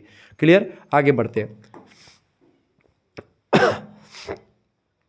अगला क्वेश्चन आ चुका बेटा, चले प्रश्न आ चुका है, रूढ़ियों तथा जनरीतियों में अंतर बताएं। रूढ़ियाँ क्या होती, जनरीतियाँ क्या होती? प्रश्न कई बार आया हुआ है। देखिए रूढ़ियों और जनरीतियों में मतलब कि अत्यधिक समानता भी है और लेकिन थोड़ा बहुत डिफरेंस भी आपको दिखेगा। मतलब लगभग एक ही होते हैं लेकिन थोड़ा बहुत डिफरेंस होता है, वही डिफरेंस समझता है। तबीयत बहुत ख़राब है बेटा, लेकिन फिर भी मैं आपके लिए आया हूँ। वीडियो को लाइक ज़रूर कर दें, क्योंकि इतनी मेहनत मैं कर रहा हूँ, तबीयत ख़राब होने के बावजूद भी इतने कॉन्फिडेंस से उछल उछल करके पढ़ा रहा हूँ, इतनी जब एनर्जी के साथ। मैं चाहूँ तो ऐसे बोलूँगा विकास देवी कीर्ति सर जी की तरह, देखिए इसको ऐसे करके बहुत ज़बरदस्त बोलते हैं, मधुर, इतना ज़बरदस्त लगता है उनका लेक्चर। जब कभी आप सुने, अब तो टाइम नहीं मिलता, जब मैं पहले यूपीएससी की तैयारी करता था तो मैं उनके लेक्चर को सुनता रहता था, तो 1-2 घंटे तो अच्छा लगता था, उसके बाद में फिर नींद आने लगती थी। लेकिन क्या है कि जब वो पढ़ाते हैं, इतना रसिक पढ़ाते हैं, इतना मधुर पढ़ाते हैं, इतना धीरे बोलते हैं, इतना ज़बरदस्त बोलते हैं, हम लोग तो चिल्ला चिल्ला के एकदम पड़वा जैसे ख़त्म कर देते पूरा एनर्जी। चले, रूढ़ियाँ जनरीतियों की तुलना में अधिक अस्थायी होती हैं, यानी रूढ़ियाँ जो होती हैं वो लंबे समय से होती हैं, अस्थायी होती हैं। रूढ़ियाँ भंग जल्दी नहीं होती, लेकिन जनरीतियाँ जो होती हैं वो जल्दी से भंग हो जाती हैं। रूढ़ियों का पालन करना आवश्यक होता है, जनरीतियों का पालन करना उतना अनिवार्य नहीं होता। जनरीतियाँ जो होती हैं वो कुछ जनता मानती, कुछ नहीं मानती। जनरीतियों को फोकस करके ये नहीं कहता कि भाई इसको मानना ही पड़ेगा, जबकि रूढ़ियों को आपको मानना ही पड़ता है। यानी रूढ़ियाँ जटिल होती हैं और जनरीतियाँ आपकी थोड़ी सरल होती हैं। तीसरी बात, रूढ़ियों को समाज में नैतिक नियम माना जाता है, यानी रूढ़ियों का पालन करना अनिवार्य होता है, जबकि जनरीतियों में नैतिक भावना का समावेश नहीं होता। ठीक है। चौथा अंतर, रूढ़ियों के साथ समाज के कल्याण की भावना जुड़ी हुई है, यानी रूढ़ियाँ अगर आप ये करेंगे तो समाज का इससे कल्याण होगा, ऐसा माना जाता है। जबकि जनरीतियों के लिए आवश्यक नहीं कि वो कल्याणकारी ही होंगी, वो कल्याणकारी भी हो सकती है और नहीं भी हो सकती हैं। पांचवा अंतर, रूढ़ियों के उल्लंघन के लिए समाज में दंड की व्यवस्था है। अगर आप रूढ़ियों को नहीं मानेंगे या रूढ़ियों का उल्लंघन करेंगे तो आपको दंड दिया जाएगा, लेकिन अगर आप जनरीतियों को नहीं मानते हैं, उल्लंघन करते हैं उसका, तो आपके लिए किसी प्रकार की कोई दंड की व्यवस्था नहीं की गई है। यानी जनरीतियाँ सरल होती हैं, रूढ़ियाँ थोड़ी सी जटिल होती हैं। जनरीतियाँ व्यक्ति की रुचि से संबंधित होती है, अगर व्यक्ति चाहे तो माने, चाहे तो ना माने, लेकिन रूढ़ियाँ व्यक्ति की इच्छा से युक्त होती हैं, इनका पालन करना अनिवार्य ही होता है। क्लियर। निष्कर्षतया उपरोक्त विवरण से स्पष्ट है कि जनरीतियाँ तथा रूढ़ियाँ सामाजिक नियंत्रण में प्रभावकारी साधन होते हैं, समाज में नियंत्रण रखती हैं। प्राथमिक और परंपरागत समाजों में इनकी महत्वपूर्ण भूमिका होती है और इस तरीके से समाज में रूढ़ियाँ और रीतियाँ, जनरीतियाँ दोनों इंपॉर्टेंट होती हैं। ठीक है। अगला क्वेश्चन आ चुका बेटा, सामाजिक मूल्य यानी कि सोशल वैल्यूज़ क्या होते हैं, इसकी कॉन्सेप्ट को बताएं, अवधारणा को बताएं। सामाजिक अवधारणा क्या होती है? अवधारणा जब भी पूछा है इसका मतलब होता है कि उसकी मीनिंग एंड डेफिनेशंस पूछी जा रही है। अर्थ एंड परिभाषा को मिला लें तो आपकी अवधारणा बनती है बेटा। तो सामाजिक मूल्य कर ले, सामाजिक मूल्य एवं विश्वास को समाजशास्त्र की एक प्रमुख अवधारणा माना गया है। सोशल वैल्यूज़ कहते हैं। यह वस्तुतः ऐसे मानक के पैमाने होते हैं जिनके आधार पर किसी व्यवहार, वस्तु, साधन, भावना को उचित और अनुचित, सही गलत, अच्छा बुरा ठहराया जाता है। यानी कोई काम जैसे आपने चोरी करना गलत है कि सही है, ये कौन डिसाइड करेगा? सामाजिक मूल्य बताएंगे। सामाजिक मूल्य बेटा ऐसे नियम होते हैं जो ये डिसाइड करते हैं कि समाज में कौन सा कर्म अच्छा है और कौन सा कर्म बुरा है। सामाजिक नियम आपको यह सिखाते हैं क्या समाज में करना है, क्या नहीं करना है, क्या अच्छा है, क्या बुरा है, क्या सही है, क्या गलत है। सामाजिक मूल्य यही डिसाइड करते हैं। सामाजिक मूल्य वह पैमाना है जो यही सब डिसाइड करता है। प्रत्येक समाज में मूल्य जो होते हैं अलग अलग हो सकते हैं। एक ही तत्व संबंधित सामाजिक मूल्य विभिन्न समाजों में अलग अलग हो सकते हैं। एक ही मुद्दे पर कई समाजों में अलग अलग मूल्य होती है। जैसे कि अब जैसे अपने समाज में है, सरल समाजों में, जैसे कि हमारे समाज में क्या है कि एक लड़का एक लड़की एक साथ नहीं रह सकते बिना शादी से पहले। लेकिन कोई जनजातियाँ ऐसी जहाँ पर शादी से पहले 1 महीने के लिए उनको साथ में रहना पड़ता है, एक दूसरे को समझते हैं, फिर उसके बाद में शादी होती है, जिसको आजकल लिविंग रिलेशनशिप कहते हैं पाश्चात्य जगत में, या बम्बई वगैरह में आप देखते हैं लिव इन में रहते हैं बच्चे। ठीक है। वो लिव इन सिस्टम जनजातियों में आदि प्राचीन संस्था में विद्यमान आपको मिलेगा। कुछ जनजातियां हैं कि 1 महीने के लिए वो रहते हैं अलग, लड़का लड़की साथ में, तो उनका मन होता है कि भाई हमारे लायक ये हैं तो फिर रहते हैं, अगर नहीं उनका दोनों का पट रहा तो फिर आगे हो जाते ताकि तलाक वगैरह की व्यवस्था ना हो। ऐसे कई जनजातियों में ऐसी व्यवस्था है बेटा कि वहाँ पर एक पुरुष कई पत्नियाँ रख सकता है। कई समाजों में ऐसा है कि एक पत्नी के कई पुरुष हो सकते हैं पति, जिसमें भ्रातृक बहुपद विवाह, अभ्रातृक बहुपद विवाह होता है, जिसमें जैसे कि एक बड़े भाई के साथ शादी हुई तो बाकी सारे के सारे भाई ऑटोमेटिक उसके पति हो गए। एक में होता है अभ्रातृक में क्या होता है विवाह में कि जैसे एक भाई से शादी हो गई, मतलब किसी से शादी हुई, एक पत्नी कई पतियों से शादी करती है, एक स्त्री कई लोगों से शादी करती है, तो ये एक उसका घर अलग से बना दिया जाता है, बारी बारी से लोग वहाँ पर जाते हैं। इस तरीके का भी सिस्टम है किसी किसी जनजाति में। समाजशास्त्र में आपको जनजातियाँ जब पढ़ेंगे तो पूरा डिटेल में आपको समझना पड़ेगा, ठीक है। तमाम जनजातियाँ, अलग अलग कल्चर सबका है, तो वो अपने आप में एक समाज का निर्माण करते हैं। तो कहीं ना कहीं पे अलग अलग समाजों में एक ही मुद्दे पर कई कई नियम हो सकते हैं, कई कई मूल्य हो सकते हैं, वही चीज़ यहाँ पर लिखी है, ठीक है। इतना ही नहीं, सामाजिक जीवन संबंधी विभिन्न पक्षों और कार्यों से संबंधित मूल्य भी भिन्न भिन्न होते हैं, अलग अलग होते हैं। राजनीति, शिक्षण संस्था, धर्म, परिवार, इन सभी से संबंधित मूल्यों में भी आप काफ़ी अंतर आपको देखने को मिलेगा समाज में, ठीक है। तो मूल्य वो होते हैं। अगला क्वेश्चन, सामाजिक स्तरीकरण। सामाजिक स्तरीकरण को अंग्रेजी में क्या कहते हैं भैया? सोशल स्टार्टिफिकेशन कहा जाता है। क्या कहा जाता है? सोशल स्टार्टिफिकेशन, ठीक है। अथवा सामाजिक स्तरीकरण 2023 में प्रश्न आया है, लघु उत्तरीय दीर्घ उत्तरीय सब में आ सकता है। देखिए, सामाजिक स्तरीकरण का सीधा सीधा मतलब होता है, अगर एक भाषा में हम कही, जैसे कि ये तमाम किताबें हैं, अब ये तमाम किताबें हैं बेटा, अब इनको हम एक सेट में कैसे रखेंगे? तो कौन सी किताब ज़्यादा इंपॉर्टेंट है उसको हम थोड़ा सा ऊपर रखेंगे, क्योंकि हमको जल्दी पढ़ना है। कोई किताब हमसे कम इंपॉर्टेंट है उससे, तो उसको नीचे रखेंगे। जो सबसे रद्दी किताब है उसको हम सबसे नीचे रख देंगे, ठीक है, कि भाई उसको हमको बाद में पढ़ना है, या हम उसको पढ़ चुके नीचे रखेंगे। जो हमको ऊपर पढ़ना है वो हम जल्दी ऊपर रखेंगे। यानी वरीयता के हिसाब से, वरीयता मतलब क्या होता है? जिसको जो इंपॉर्टेंस है, जिसने बहुत काम किया है, जिसकी समाज में बहुत रिस्पेक्ट है, जिसकी स्थिति समाज में ठीक है, उसके अकॉर्डिंग उसका स्तर फिक्स होता है। समाज में उसकी क्वालिटी और उसकी योग्यता के अकॉर्डिंग, उसके जन्म या उसके धर्म या उन तमाम प्रकार की चीज़ों के अकॉर्डिंग, उसके धन धर्म तमाम चीज़ों पर अकॉर्डिंग, महिला पुरुष के अकॉर्डिंग, समाज में हर व्यक्ति का स्तर होता है। किसी का पद इतना ऊंचा, किसी का इतना, फिर इसका इस तरीके से उच्चता से निम्नता की ओर एक पद होता है, एक स्तर होता है, वही होता है सामाजिक स्तरीकरण, ठीक है। सामाजिक स्तरीकरण का अर्थ समाज का विभिन्न स्तरों में बंटवारा, विभाजन होता है। स्तरीकरण शब्द स्तर शब्द से बना हुआ, जिसका मतलब होता है व्यक्तियों का समूह। समाज के विभिन्न स्तर ऊंच नीच के आधार पर एक दूसरे से अलग होते हैं। जैसे कि आप देखते हैं ब्राह्मण, क्षत्रिय, वैश्य और शूद्र, तो ब्राह्मण सबसे ऊंचे, फिर क्षत्रिय, फिर वैश्य, फिर शूद्र। तो ये सामाजिक स्तरीकरण का एक धार्मिक पैमाना है, वर्ण के अकॉर्डिंग पैमाना है। ऐसे ही धन में आप जाएंगे तो पूंजीपति वर्ग सबसे ऊपर रहेगा, फिर उससे नीचे मध्यम वर्ग, फिर उससे नीचे गरीब वर्ग रहेगा, फिर किसान मतलब की और नीचे गरीब, ये सब वर्ग रहेंगे। तो इस तरीके से ये धन के अकॉर्डिंग हो गया। ऐसे महिला पुरुष में आप देखें तो पुरुष ऊंचे रहेगा और महिला नीचे रहेंगी, ठीक है। क्योंकि क्या होगा कि पुरुष जो है वो पुरुष प्रधान देश है, तो कहीं ना कहीं पे ये चीज़ें आपको दिखाई पड़ती है। ये होता है स्तर समाज में। जो समाज में पुरुषों को अधिकार मिलता है वो महिलाओं को मिलता है क्या? नहीं मिलता है। इन्हीं को सामाजिक स्तरीकरण कहा जाता है। यह व्यवस्था किसी एक समाज तक ही सीमित नहीं, बल्कि विश्व के सभी देशों में, सभी समाजों में आपको मिलती हैं।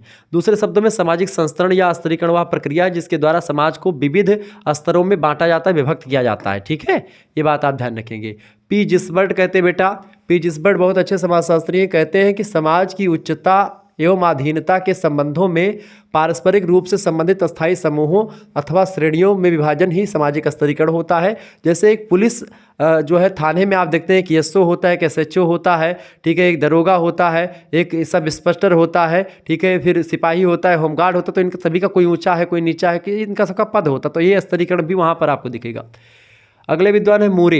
मूरे कहते हैं कि सामाजिक स्तरीकरण समाज का उच्च तथा निम्न सामाजिक इकाइयों में बंटवारा या विभाजन होता है, ठीक है। आगबर्न और निमकाफ कहते हैं कि वह प्रक्रिया जिसके द्वारा व्यक्तियों एवं समूहों को थोड़े बहुत अस्थायी परिस्थितियों की उच्चता और निम्नता में के क्रम में श्रेणीबद्ध किया जाता है, स्तरीकरण के नाम से उसी को जानते हैं।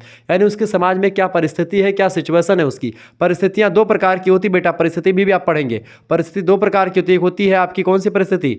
एक होती बेटा परिस्थिति आपकी, एक होती कौन सी परिस्थिति? प्रदत्त। प्रदत्त माने होते थे बप्पा आपके खूब कमाए हैं पैसा, तो प्रदत्त हो गई। बप्पा आपके ब्राह्मण थे तो आप भी ब्राह्मण हो गए, प्रदत्त परिस्थिति। जो आपके बप्पा के द्वारा आपको मिल जाए वो प्रदत्त हो गया, और जो आप अपने दम पर कमाए वो आपकी अर्जित परिस्थिति हो गई।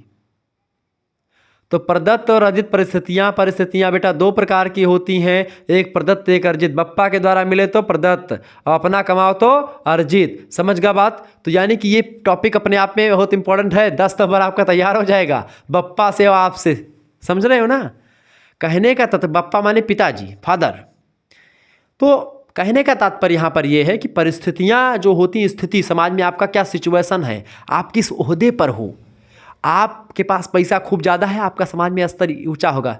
जयराम भैया, साहब प्रणाम, दादा आइयो, बैठो बैठो, कुर्सी छोड़ के हट की जरूरत है, आओ बैठो साहब। कब? Money money money is power. पैसा है, दुनिया सलाम ठोके यार, दुनिया सलाम ठोके। पैसा के आगे बड़े बड़े नेता मंत्री सब झुक जाते हैं। पैसा वो वस्तु है आज के भौतिकवादी समाज में, अगर आपके पास है तो आप दुनिया की हर मूल्यवान चीज को खरीद सकते हो। मूवी में मत देखिए कि पैसा, एक जो है ईमानदार ऑफिसर होता है, वो कहता है पैसे से कुछ नहीं होता, खरीद नहीं सकते। सब हो जाता है पैसे से। पैसा रखो, क्यों टच ना करे तुम्हें, क्यों टच ना करे, या गड्डी फेंको उठा घर से। पैसा बहुत इंपॉर्टेंट है, लेकिन पैसा कहां झुकता है कभी कभी? पावर के आगे। कॉन्सेप्ट क्या है? लक्ष्मी माता के पास पैसा खूब है, विष्णु भगवान के पास क्या है? सत्ता है, पावर है। हमेशा बैठ के पैरों में पैर दबाती है माता लक्ष्मी, क्योंकि अगर आपके पास पावर है तो पैसा आपका पैर दबाएगा। एक कॉन्सेप्ट क्लियर है पूरा, ये आध्यात्मिक कॉन्सेप्ट चल रहा है बेटा। तो पावर, पैसा, पैसा होगा तो पावर ऑटोमेटिक आ जाएगा, क्योंकि जहां लक्ष्मी जी होंगी वहां विष्णु भगवान तो दौड़े आएंगे। बोला नहीं गाना भजन चला कि राधे राधे रटोगे चले आएंगे बिहारी, तो आना पड़ेगा मजबूरी में। जब प्रेमिका इधर है तो भाई भगवान कहाँ जाएंगे? तो कहीं ना कहीं पे ये सारे कॉन्सेप्ट क्लियर हैं। तो ऐसे में आपके पास पावर है तो पैसा रहेगा, पैसा है तो पावर रहेगा, दोनों एक दूसरे के पूरक है। तो जब ये सब रहेगा तो आपकी स्थिति बड़ी मजबूत होगी, समाज में सब सलाम ठोकेंगे, तो आपका स्तर फिक्स ठीक ठाक होगा। अगला प्रश्न, वर्ग स्तरीकरण और जातीय स्तरीकरण क्या होता है? वर्ग माने होता है, वर्ग दो प्रकार के होते हैं, एक पूंजीपति वर्ग और एक सर्वहारा यानी एक गरीब वर्ग, ठीक है। और दूसरा वर्ग, वो दूसरा होता है जाति, ठीक है। तो वर्ग स्तरीकरण क्लास स्ट्रैटिफिकेशन, समाज में व्यक्ति का कार्य व पद व जब्ती, मतलब कि जब व्यक्तिगत उपलब्धियों के द्वारा निश्चित होता है तो उसे वर्ग व्यवस्था कहते हैं। वर्ग व्यवस्था पर आधारित समाज अनेक आर्थिक स्तरों पर विभाजित होता है, जैसे कि कुशलता आपकी कैसी, आपके अंदर बहुत टैलेंटेड है तो आपका स्तर फिक्स होगा अलग, आपके अंदर क्षमता कैसी है, रुचि कैसी है, उपलब्धि आपकी क्या क्या है, उसके आधार पर व्यक्ति की वर्ग की, मतलब व्यक्ति अपनी वर्ग स्थिति का निर्धारण करता है। और जन्म, वंश, संप्रदाय का कोई इसमें महत्व नहीं होता। जबकि जातीय स्तरीकरण में क्या होता है, कास्ट में, कि जातीय स्तरीकरण में जैसे कि आप ब्राह्मण घर में पैदा हुए तो आप ब्राह्मण हैं, यानी इसमें व्यक्ति का कार्य व पद जन्म के द्वारा डिसाइड होता है। व्यक्तिगत गुणों और उपलब्धियों का कोई महत्व इसमें नहीं होता। प्रत्येक का व्यवसाय जन्म से निश्चित होता है। ऐसी व्यवस्था में गतिशीलता का अभाव होता है, यानी कि इसमें आप अपने ही जाति में काम कर सकते हैं, इसमें गतिशीलता नहीं, आप दूसरी जाति में जाकर के नहीं कर सकते। जाति की सदस्यता के लिए जन्म एकमात्र आधार होता है, यानी अगर आपको ब्राह्मण बनना तो केवल आप ब्राह्मण के घर में पैदा होंगे तभी ब्राह्मण बनेंगे। कोई भी व्यक्ति धर्म परिवर्तन कर सकता है किंतु उसकी जाति नहीं बदल सकती है। ये सारी चीज़ें एक प्रकार से बताई जाती हैं, ठीक है। तो ये आपका हो गया वर्ग स्तरीकरण और जातीय स्तरीकरण। अगला क्वेश्चन आ चुका बेटा, प्रश्न आ चुका, सामाजिक गतिशीलता से आप क्या समझते हैं, अथवा सामाजिक गतिशीलता से आप क्या समझते हैं, सामाजिक गतिशीलता के महत्व का उल्लेख कीजिए। 2022 में प्रश्न पूछा गया। देखिए सामाजिक गतिशीलता बेसिकली क्या होती है, जब कोई स्थिति से, कोई व्यक्ति एक स्थिति से दूसरी स्थिति में जाता है तो सामाजिक गतिशीलता वही होती है। सामाजिक गतिशीलता का संबंध मनुष्यों की स्थिति यानी स्टेटस में होने वाले परिवर्तन से होता है। स्थिति सामाजिक प्रतिष्ठा यानी सोशल जो प्रेस्टाइज होती है, इसका मापदंड है। प्रत्येक व्यक्ति का प्रत्येक समूह में अपनी सामाजिक प्रतिष्ठा बढ़ाने के लिए अपनी सामाजिक परिस्थिति यानी सोशल स्टेटस को ऊंचा करने का प्रयत्न करता है। हर व्यक्ति चाहता है कि हमारे समाज में हमारी रिस्पेक्ट हो, हमारा सब सलाम ठोके, हम कहीं शादी ब्याह पहुँचे तो सब 10 लोग आकर के पैर छुए और सभी लोग रिस्पेक्ट दें हमको। स्थिति को ऊंचा करना स्थिति की गतिशीलता होती है, किंतु प्रत्येक व्यक्ति की इच्छा सदैव पूर्ण नहीं होती है। उसकी स्थिति को उठाने और गिराने में अनेक बाह्य कारक योगदान देते हैं। यानी हर व्यक्ति चाहता है कि हम ऊंचा रहें, लेकिन आपको कौन सलाम ठोकेगा वो डिसाइड बाद में होगा जब आपके कर्म ऐसे होंगे। यानी कभी आप ऊंचे भी हो सकते हैं और नीचे भी गिर सकते हैं। इन कारणों से प्रभाव से व्यक्ति की स्थिति उठने के बजाय गिर भी सकती है। सामाजिक जीवन में यही उतार चढ़ाव आते रहते हैं। इसके अतिरिक्त समाज में कुछ ऐसे समूहों में विभाजित हो जाता है जो एक दूसरे से सामाजिक स्थिति रखते हैं या समान समझते या समझते, मतलब कि समाज 2 समूहों में बंट गया, अब दोनों समूह बराबर स्थिति रखते हैं। व्यवसाय बदलने से या जीवन के एक क्षेत्र से दूसरे क्षेत्र में क्रियाशील हो जाने से मनुष्यों की सामाजिक स्थान बदले जाते हैं। कुल मिलाकर के कहने का मतलब कि एक सामाजिक समूह में आपकी स्थिति अगर ठीक नहीं है तो आप किसी दूसरे समान समूह में आप अपनी दाखिला ले लें या उसमें जाकर के शामिल हो जाएं। तो जैसे कि एक पार्टी में थे, वहाँ पर इज्जत कम होती थी, आप दूसरे पार्टी में शामिल हो गए, वहाँ पर रिस्पेक्ट बढ़ गई। ठीक है, अब हमारे अवध हो जाइए चले गए आम आदमी पार्टी में, भाई चलिए कोई बात नहीं, अच्छी बात है, चले गए, बढ़िया है। आम आदमी पार्टी बड़ी ज़बरदस्त पार्टी है, उसमें कोई दो राय नहीं है। देखिए, व्यवसाय बदलने से जीवन के एक क्षेत्र से दूसरे क्षेत्र में क्रियाशील हो जाने से भी मनुष्यों की सामाजिक स्थान बदल जाते हैं। इस प्रकार अपनी वर्तमान सामाजिक स्थिति से दूसरी स्थिति में पहुंच जाता है व्यक्ति। इसी को गतिशीलता कहते हैं। यानी वर्तमान स्थिति उसकी जो है उसको त्याग करके किसी दूसरी स्थिति में कन्वर्ट हो जाना, वही सामाजिक गतिशीलता है। चाहे वह परिवर्तन की स्थिति ऊँची हो, चाहे वो उसको प्रमोशन हो, चाहे उसका डिमोशन हो, दोनों में सामाजिक गतिशीलता होती है। ऊँची नीची समान प्रत्येक समाज में अपनी भूमिकाओं और सामाजिक मूल्यांकन के आधार पर समाज में सदस्य ऊँची नीची स्थितियों में विभाजित हो जाता है। इस तरीके से सामाजिक गतिशीलता ये होती है कि एक सामाजिक पद से दूसरे समान सामाजिक पद में जाना। अब वो स्थिति चाहे ऊंची हो चाहे नीची हो, वो डिसाइड बाद में होगा, और अगर ऊंची होगी तभी सामाजिक गतिशीलता कहेगा, नीची होगी तभी सामाजिक गतिशीलता ही कहा जाएगा बेटा। ठीक है, आगे बढ़ते हैं। अगला क्वेश्चन आपकी स्क्रीन पर आ चुका है। अगला क्वेश्चन आ चुका, फटाफट से आप देखने का प्रयास करेंगे। बहुत ही महत्वपूर्ण प्रश्न आ चुका है। समाजशास्त्र का पिता किसे कहा जाता है? देखिए, अगस्त काम्टे को समाजशास्त्र का पिता कहा जाता है। उन्होंने 1838 ईस्वी में सबसे पहले सोशियोलॉजी शब्द का प्रयोग किया था। अच्छा, समाजशास्त्र से पहले इसको सामाजिक भौतिकी कहा जाता था। ठीक है, सामाजिक भौतिकी भी नाम अगस्त काम्टे ने ही दिया था। अगस्त काम्टे समाजशास्त्र के जनक माने जाते हैं, बात भी आप ध्यान रखेंगे। ठीक है, अगला क्वेश्चन आ चुका है, समाजशास्त्र का इतिहास। तो एक विषय के रूप में समाजशास्त्र का अध्ययन सबसे पहले येल विश्वविद्यालय यानी अमेरिका में शुरू हुआ 1836 ईस्वी में, और इसके पश्चात 1889 ईस्वी में फ्रांस में शुरू हुआ। 1924 में पोलैंड और मिस्र में, 1947 में स्वीडन में और श्रीलंका में समाजशास्त्र का अध्ययन प्रारंभ होता है 1947 के आसपास। बीर स्टीड, रॉबर्ट बीर स्टीड समाजशास्त्री हैं, कहते हैं कि समाजशास्त्र का भूत बहुत प्राचीन है, यानी बहुत पुराना है। इसका इतिहास नया है, लेकिन इसका भूत बहुत प्राचीन है। इस नवीन विज्ञान को जन्म देने का श्रेय फ्रांस के प्रसिद्ध विद्वान है अगस्त काम्टे, उनको जाता है। इन्होंने इस नवीन विज्ञान को सामाजिक भौतिकी नाम दिया, और उसके बाद में 1838 ईस्वी में इसी सामाजिक भौतिकी को फिर से नाम बदला और इसका नाम सोशियोलॉजी ने समाजशास्त्र रख दिया। समाजशास्त्र के सबसे बड़े प्रणेता अगस्त काम्टे रहे। अगस्त काम्टे के बाद में आप देखते हैं max weber, email Durkheim, Herbert Spencer जैसे तमाम विद्वानों ने समाजशास्त्र को बहुत आगे बढ़ाया। ठीक है, और समाजशास्त्र के मापदंडों को सेट किया। ठीक है, तो समाजशास्त्र का विकास इस तरीके से हुआ। भारत में अगर पूछा है समाजशास्त्र का उद्भव कब हुआ, तो भारत में समाजशास्त्र का उद्भव 1914 या 1919 ईस्वी में बेसिकली माना जाता है। ठीक है, समाजशास्त्र में सबसे पहले जो शुरुआत होती है बम्बई विश्वविद्यालय में समाजशास्त्र का अध्ययन प्रारंभ होता है। उत्तर प्रदेश में सबसे पहले लखनऊ विश्वविद्यालय से समाजशास्त्र का अध्ययन शुरू होता है। क्लियर, ये सब ध्यान रखेंगे। अगला क्वेश्चन, समाजशास्त्र अथवा समाजशास्त्र का क्या अर्थ है? देखिए, समाजशास्त्र अंग्रेजी के सोशियोलॉजी का हिंदी रूपांतरण है, जिसका अर्थ होता है शास्त्र या विज्ञान। समाजशास्त्र दो शब्दों से मिलकर के बना है। पहला शब्द है आपका सोशियस, ठीक है, सोशियस शब्द है, और दूसरा शब्द होता है लोगोस। ठीक है, लोगोस शब्द। ठीक है, तो सोशियस का मतलब होता है समाज, और लोगोस का मतलब क्या होता है? लॉजी का मतलब होता है विज्ञान या शास्त्र, यानी कि समाज का अध्ययन करने वाला शास्त्र या विज्ञान ही समाजशास्त्र होता है। सोशियस जो है वो लैटिन भाषा का है, वो ग्रीक भाषा का है लोगोस। इस तरीके से चीज़ें समझें। समाजशास्त्र की परिभाषा दीजिए।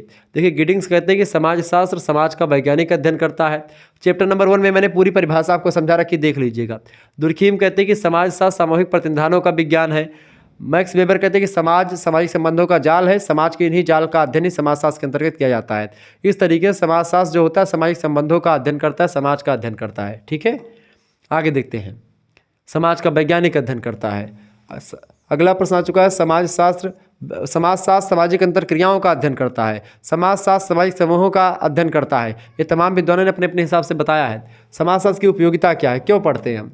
समाजशास्त्र की उपयोगिता बहुत कारणों से है। पहली बात तो ये कि समाज की समस्याओं के निराकरण में सहायक होता है। समाज की जो समस्याएं हैं उसके निराकरण में सामाजिक संस्थाओं की बड़ी उपयोगिता होती है, समाज उसमें बड़ी भूमिका निभाता है। दूसरी बात, धार्मिक विवादों और अंधविश्वासों को दूर करने में समाज हमारी मदद करता है। तीसरी बात, व्यक्तिगत और पारिवारिक संगठन में सहायता करने के लिए भी समाज उपयोगी होता है। समाज व्यवसायों के चयन में भी सहायता प्रदान करता है, यानी कि कोई व्यवसाय है उसमें चयन करने में आपको मदद करता है। अगला प्रश्न, स्वरूपात्मक संप्रदाय के प्रवर्तक और समर्थक कौन कौन है? प्रश्न परीक्षा में आएगा। देखिए, स्वरूपात्मक संप्रदाय और समन्वयात्मक संप्रदाय, दो संप्रदाय समाजशास्त्र के रहे हैं। स्वरूपात्मक संप्रदाय के प्रवर्तक रहे जॉर्ज सीमेल। इसके बाद में जॉर्ज सीमेल के बाद में जैसे कि इसके समर्थन में आए टॉनीज महोदय, रिचार्ड नाम के एक विद्वान, वान बीज, मैक्स वेबर, मैक्स वेबर सत्ता की उदाहरण देते हैं, रॉस, पार्क, वीरकांत, ठीक है, ये सब विद्वान इसके समर्थन में आते हैं स्वरूपात्मक संप्रदाय के। दूसरा संप्रदाय है बेटा समन्वयात्मक संप्रदाय। समन्वयात्मक संप्रदाय के प्रवर्तक और समर्थकों में सबसे पहले प्रवर्तक तो इसके हैं इमाइल दुर्खीम। इमाइल दुर्खीम आत्महत्या के उदाहरण देते हैं। इमाइल दुर्खीम कहते हैं समाजशास्त्र सामूहिक प्रतिनिधानों का विज्ञान है, ठीक है, तो ये आत्महत्या का सिद्धांत देते हैं, बहुत कई सारी चीज़ें बताते हैं। इमाइल दुर्खीम बहुत बड़े विद्वान हैं, समाजशास्त्र को आगे बढ़ाया इन्होंने बहुत हद तक। इसके समर्थकों में पीटरिम सोरोकिन हो गए, हाफ हाउस हो गए, इसके अलावा जिन्सबर्ग हो गए, ये सब समन्वयात्मक संप्रदाय के प्रणेता मतलब उसके समर्थक रहे हैं। प्रणेता दुर्खीम रहे हैं, स्वरूपात्मक संप्रदाय के प्रणेता जॉर्ज सीमेल रहे हैं। ये सब प्रश्न आपकी परीक्षा में आता रहता है, ध्यान रखेंगे। परीक्षा ऑब्जेक्टिव हो चाहे लिखित हो, सभी तरीके से ये लेक्चर आपके लिए वैध है। अगला क्वेश्चन आ चुका है, मनोविज्ञान और समाजशास्त्र में क्या संबंध है। मनोविज्ञान और समाजशास्त्र में संबंध, देखिए समाजशास्त्र और मनोविज्ञान में घनिष्ठ संबंध होता है। इन दोनों के अध्ययन का मूल आधार मानव ही होता है, ठीक है। इसमें केवल अध्ययन के दृष्टिकोण में अंतर होता है। देखिए समाज जो होता है वो समाज का वैज्ञानिक अध्ययन करता है, जबकि जो मनोविज्ञान होता है ये मानव व्यवहार का वैज्ञानिक अध्ययन करता है, ठीक है। तो मनुष्य समाज जो होता है सामाजिक संबंधों का अध्ययन करता है, और मनोविज्ञान किसका अध्ययन करता है बेटा, मनोविज्ञान मनुष्य के जो व्यवहार होते हैं उनका, यानी कि psychology is the study of human behaviour, जबकि sociology is the study of human relationship. तो दोनों रिलेशंस और व्यवहार बेसिकली रिलेशन पर ही डिपेंड करता है व्यवहार, दोनों का संबंध ठीक ठाक है, कोई दिक्कत की बात नहीं है। मनोविज्ञान व्यक्ति के मानसिक विचारों और अनुभवों का अध्ययन होता है, और समाजशास्त्र समूहों से संबंधित होता है, समूहों के बीच संबंधों का अध्ययन करता है। समाज क्या होता है, समाज शास्त्रीय अर्थ में समाज व्यक्तियों का समूह नहीं होता, बल्कि व्यक्तियों के मध्य पाए जाने वाले पारस्परिक संबंधों की व्यवस्था होती है, उसी को हम समाज कहते हैं। मैकावे पेश कहते हैं कि समाज सामाजिक संबंधों का जाल होता है, ठीक है, ये बात आप ध्यान रखेंगे। आगे बढ़ते हैं, अगला क्वेश्चन आपकी स्क्रीन पर आ चुका है, फटाफट से आप देखने का प्रयास करें, वीडियो को शेयर कर दीजिएगा, लाइक भी कर दीजिएगा, ऐसे इन्फॉर्मेटिव वीडियो लगातार आपके लिए मैं लाता रहता हूँ। चले, प्रश्न है, प्रत्यक्ष अथवा अप्रत्यक्ष संघर्ष को स्पष्ट करिए।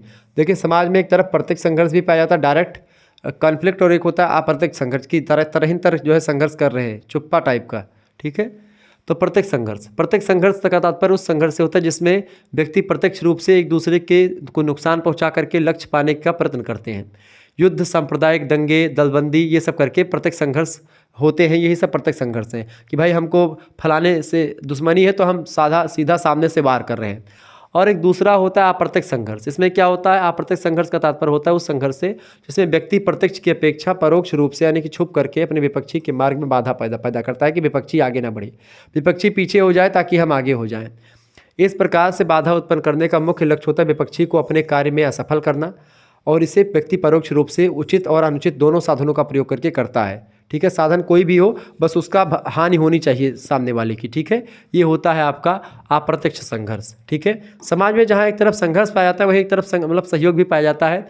संघर्ष और सहयोग के बीच में एक कड़ी होती प्रतियोगिता, इसको आप कंपटीशन बोलते हैं। कंपटीशन जो है ये नुकसान नहीं पहुँचाने के उद्देश्य से होता है, ये एक प्रकार से सकारात्मक होता है।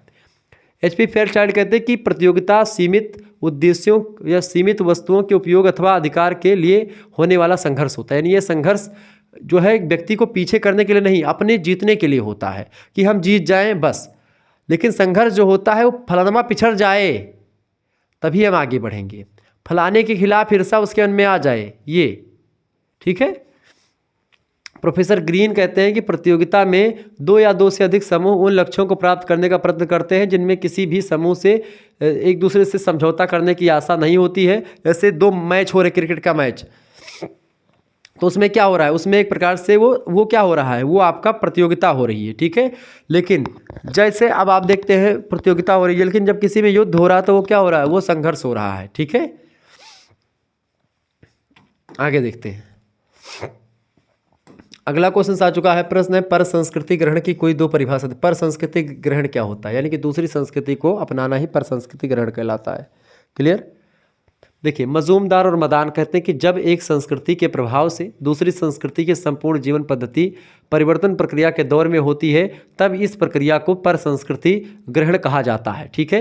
यानी एक संस्कृति के प्रभाव से कोई व्यक्ति अपनी संस्कृति को त्याग करके उस संस्कृति को ग्रहण करता है या उस संस्कृति को अपनाने लगता है, उस संस्कृति के चीज़ों को, नियम कायदों को अपनाने लगता है, ठीक है। गिरिन और गिरिन कहते हैं कि परसंस्कृति ग्रहण से हमारा तात्पर्य उस प्रक्रिया से होता है जिसमें विभिन्न संस्कृतियों वाले समाज निकट और लंबे संपर्क के कारण से चूंकि बगल की संस्कृति है और लगातार एक दूसरे के संपर्क में आते हैं, इसके कारण से परिवर्तित हो जाते हैं, किंतु इसमें दोनों संस्कृतियों का पूर्व मिश्रण नहीं होता है। कुल मिलाकर के कहने का मतलब ये होता है कि एक संस्कृति अपनी संस्कृति को त्याग करके दूसरी संस्कृति को अपना लेती है, चूँकि वो लगातार उसी के संपर्क में रही है। ठीक है, आगे देखते हैं सात्मीकरण क्या होता है बेटा। ये सब प्रश्न परीक्षा में आ सकते हैं। सात्मीकरण, देखिए सात्मीकरण या आत्मसातीकरण दोनों का मतलब एक ही होता है।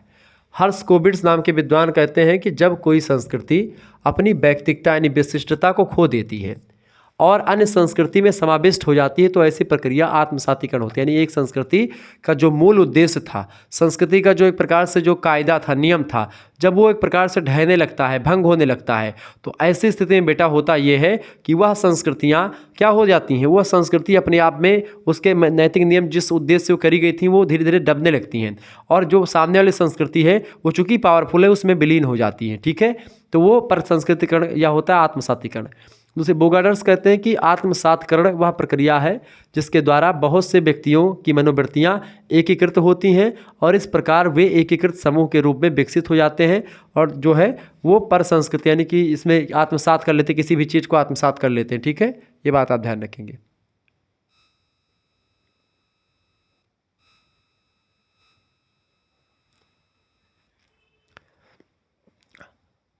मुहा बहुत करिया आवत रहा तो हमका थोड़े गोरहर के लिए चले। अगला क्वेश्चन आ चुका भैया। प्रश्न आप देखो, यक्को क्वेश्चन छोड़बो ना भैया, ये जान लो, यक्को क्वेश्चन आपका छूटे ना और तबाही मत तो चुकी है। लगभग 1 घंटा 10 मिनट हो ही गया है और आपका ही विश्वास होगा कि शुक्लवा बहुत एनर्जी के साथ पढ़ाए रहा है, बहुत मेहनत की सी हमारे लिए, तो लाइक तो आप अपने कह दिए हुए, हमें कहा जरूरत नहीं पड़ी।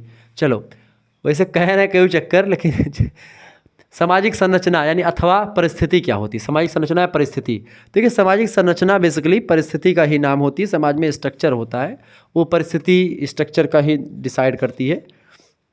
सामाजिक संबंधों के अनेक प्रतिमान यानी कि पैटर्न होते हैं जिस समय समग्रता में प्रतिमान होकर के अंतः सामाजिक संबंधों के जिस रूप स्वरूप को जन्मते हैं उनको समाजशास्त्र में हम सामाजिक संरचना कहते हैं।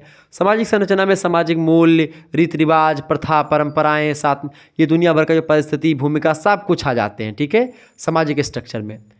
टैलकैट पार्सन्स कहते हैं कि सामाजिक संरचना वह शब्द होता है जिसका उपयोग परस्पर संबंधित संस्थाओं, अभिकरणों, सामाजिक प्रतिमानों और समूह में प्रत्येक व्यक्ति के द्वारा ग्रहण की जाने वाली जो सिचुएशन यानी स्थिति और जो भूमिका होती है उसकी विशिष्ट व्यवस्था से होता है। स्थिति मतलब उसकी जो परिस्थिति होती है, जिसमें मैंने बताया प्रदत्त और उर्जित परिस्थिति होती है। भूमिका मतलब कि उसकी जो स्थिति है उसके अकॉर्डिंग उसको जो काम सौंपे गए वो भूमिका होती है।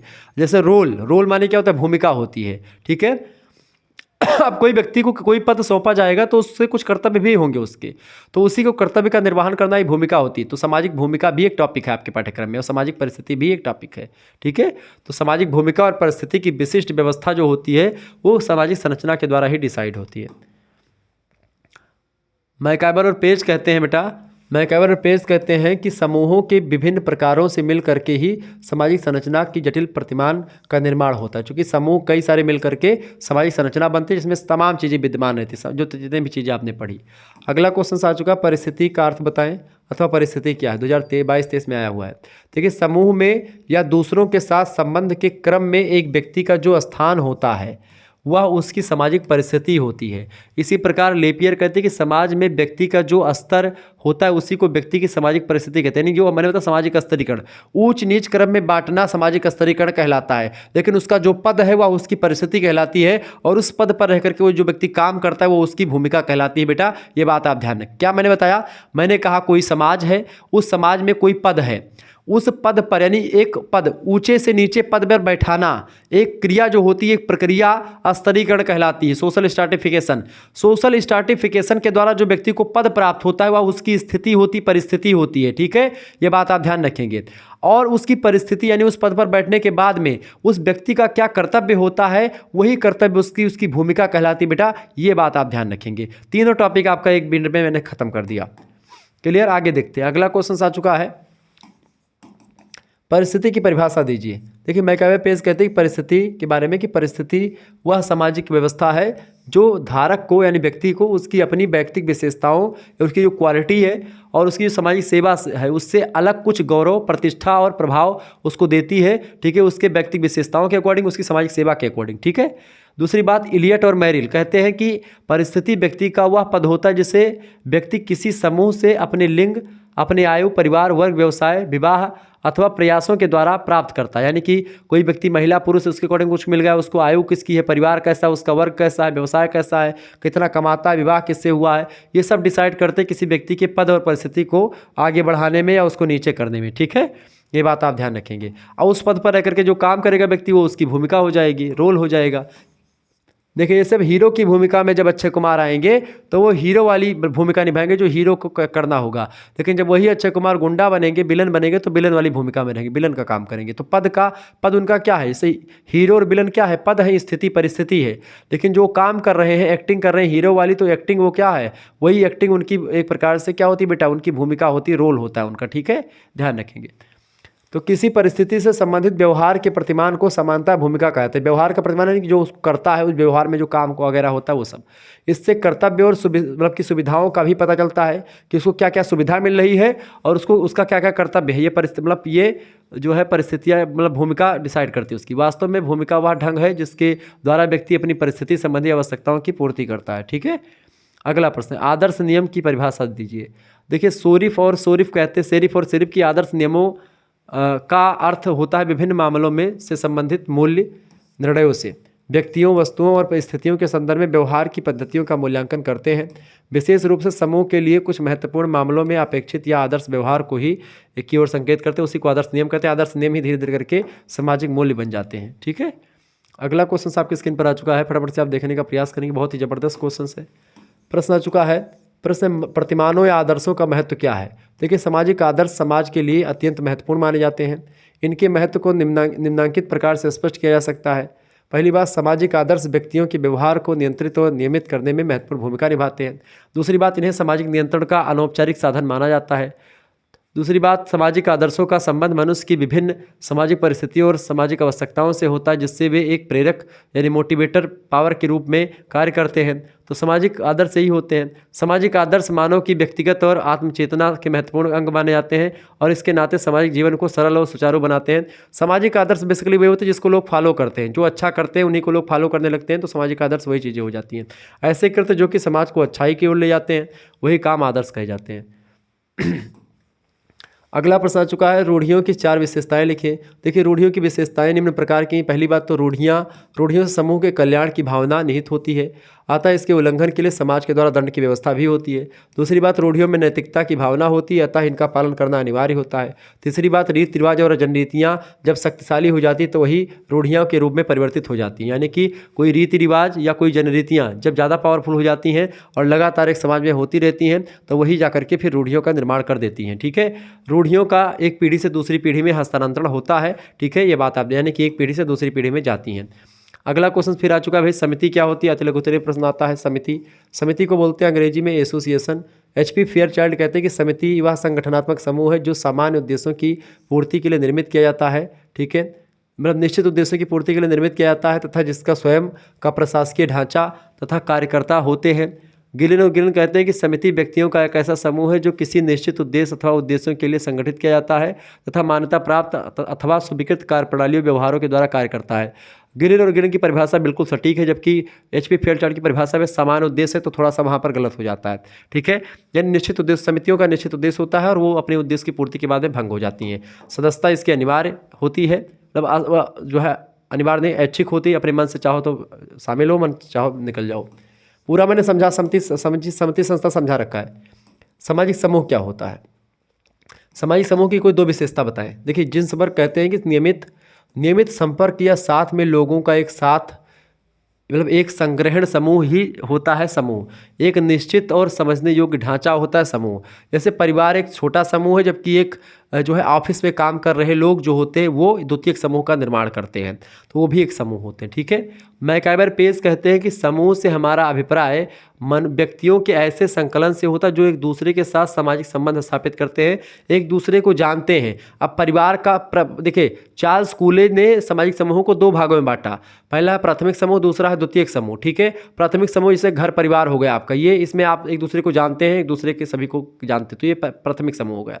द्वितीयक समूह जैसे ऑफिस में आप काम कर रहे हो तो आप एक दूसरे को जानते जरूर हो, लेकिन उनमें उनमें आपका जो आत्मिक संबंध है वो नहीं पाया जाता है, उसमें आप व्यवसाय के द्वारा जुड़े हुए हो। ठीक है, अगला पर सामाजिक समूह की विशेषताएं क्या होती हैं। देखिए, ग्रास समदन ने सामाजिक समूह को दो भागों में बांटा, अंतः समूह और बाह्य समूह में। ठीक है, सामाजिक समूह की विशेषताएं बताएं। सामाजिक समूह की पहली विशेषता, सामाजिक समूह व्यक्तियों का संकलन होता है, यानी व्यक्तियों का संगठन होता है। दूसरी बात, सामाजिक समूह में सदस्यों का संबंध अस्थायी होता है, संबंध जो होते हैं वो बने रहते हैं, भंग नहीं होते। समाज में मतलब कि जो समूह के होते हैं सदस्य, इनके संबंध अस्थायी होते हैं, उनमें परिवर्तन नहीं होता। इसके अलावा समूह के निर्माण के लिए अंतःक्रियात्मक संबंध का होना, यानी कि दोनों एक दूसरे से रिलेशनशिप होने चाहिए। चौथी बात, सामाजिक समूह में कार्यात्मक संबंध मतलब कार्यात्मक विभाजन पाया जाता है, जैसे कि एक बॉस है, एक उसके कर्मचारी हो गए, तो इस तरीके से समूह का निर्माण होता है। ठीक है, ये बात आप ध्यान रखेंगे। आगे देखते हैं बेटा, अगला क्वेश्चन आपकी इस परीक्षा में आ सकता है, पशु समाज क्या है। देखिए, पशु समाज बताए। पशु समाज यानी कि पशु समाज की अगर बात की जाए तो पशु निश्चित रूप से समाज में रहता है, अतः उसमें सामाजिक जीवन पाया जाता है, परंतु उनमें सामाजिक जीवन पाया जाता है, परंतु इनमें सांस्कृतिक मतलब कि संस्कृति नहीं पाई जाती, कोई कल्चर नहीं होता। इनका अधिकार व्यवहार पैतृक गुणों पर आधारित होता है। पशु समाज में जीवन की विविधता, संस्कृति और परिवर्तनशीलता नहीं होती है। इसमें भाषा का अभाव होता है, सामूहिक निर्णय लेने की क्षमता नहीं होती है, ये अनुकरण से ही सीखते हैं, यानी कि जैसा इनके जैसे पशुओं में, अच्छा पशु समाज होता है बेसिकली, लेकिन समाज शास्त्र पशु समाज का अध्ययन नहीं करता। समाज शास्त्र केवल मनुष्य समाज का अध्ययन करता है, जो कि संबंध तो भाई वहाँ पर जहाँ कहीं पर भी संबंध मिलता है वहाँ पर समुदाय समाज होता है।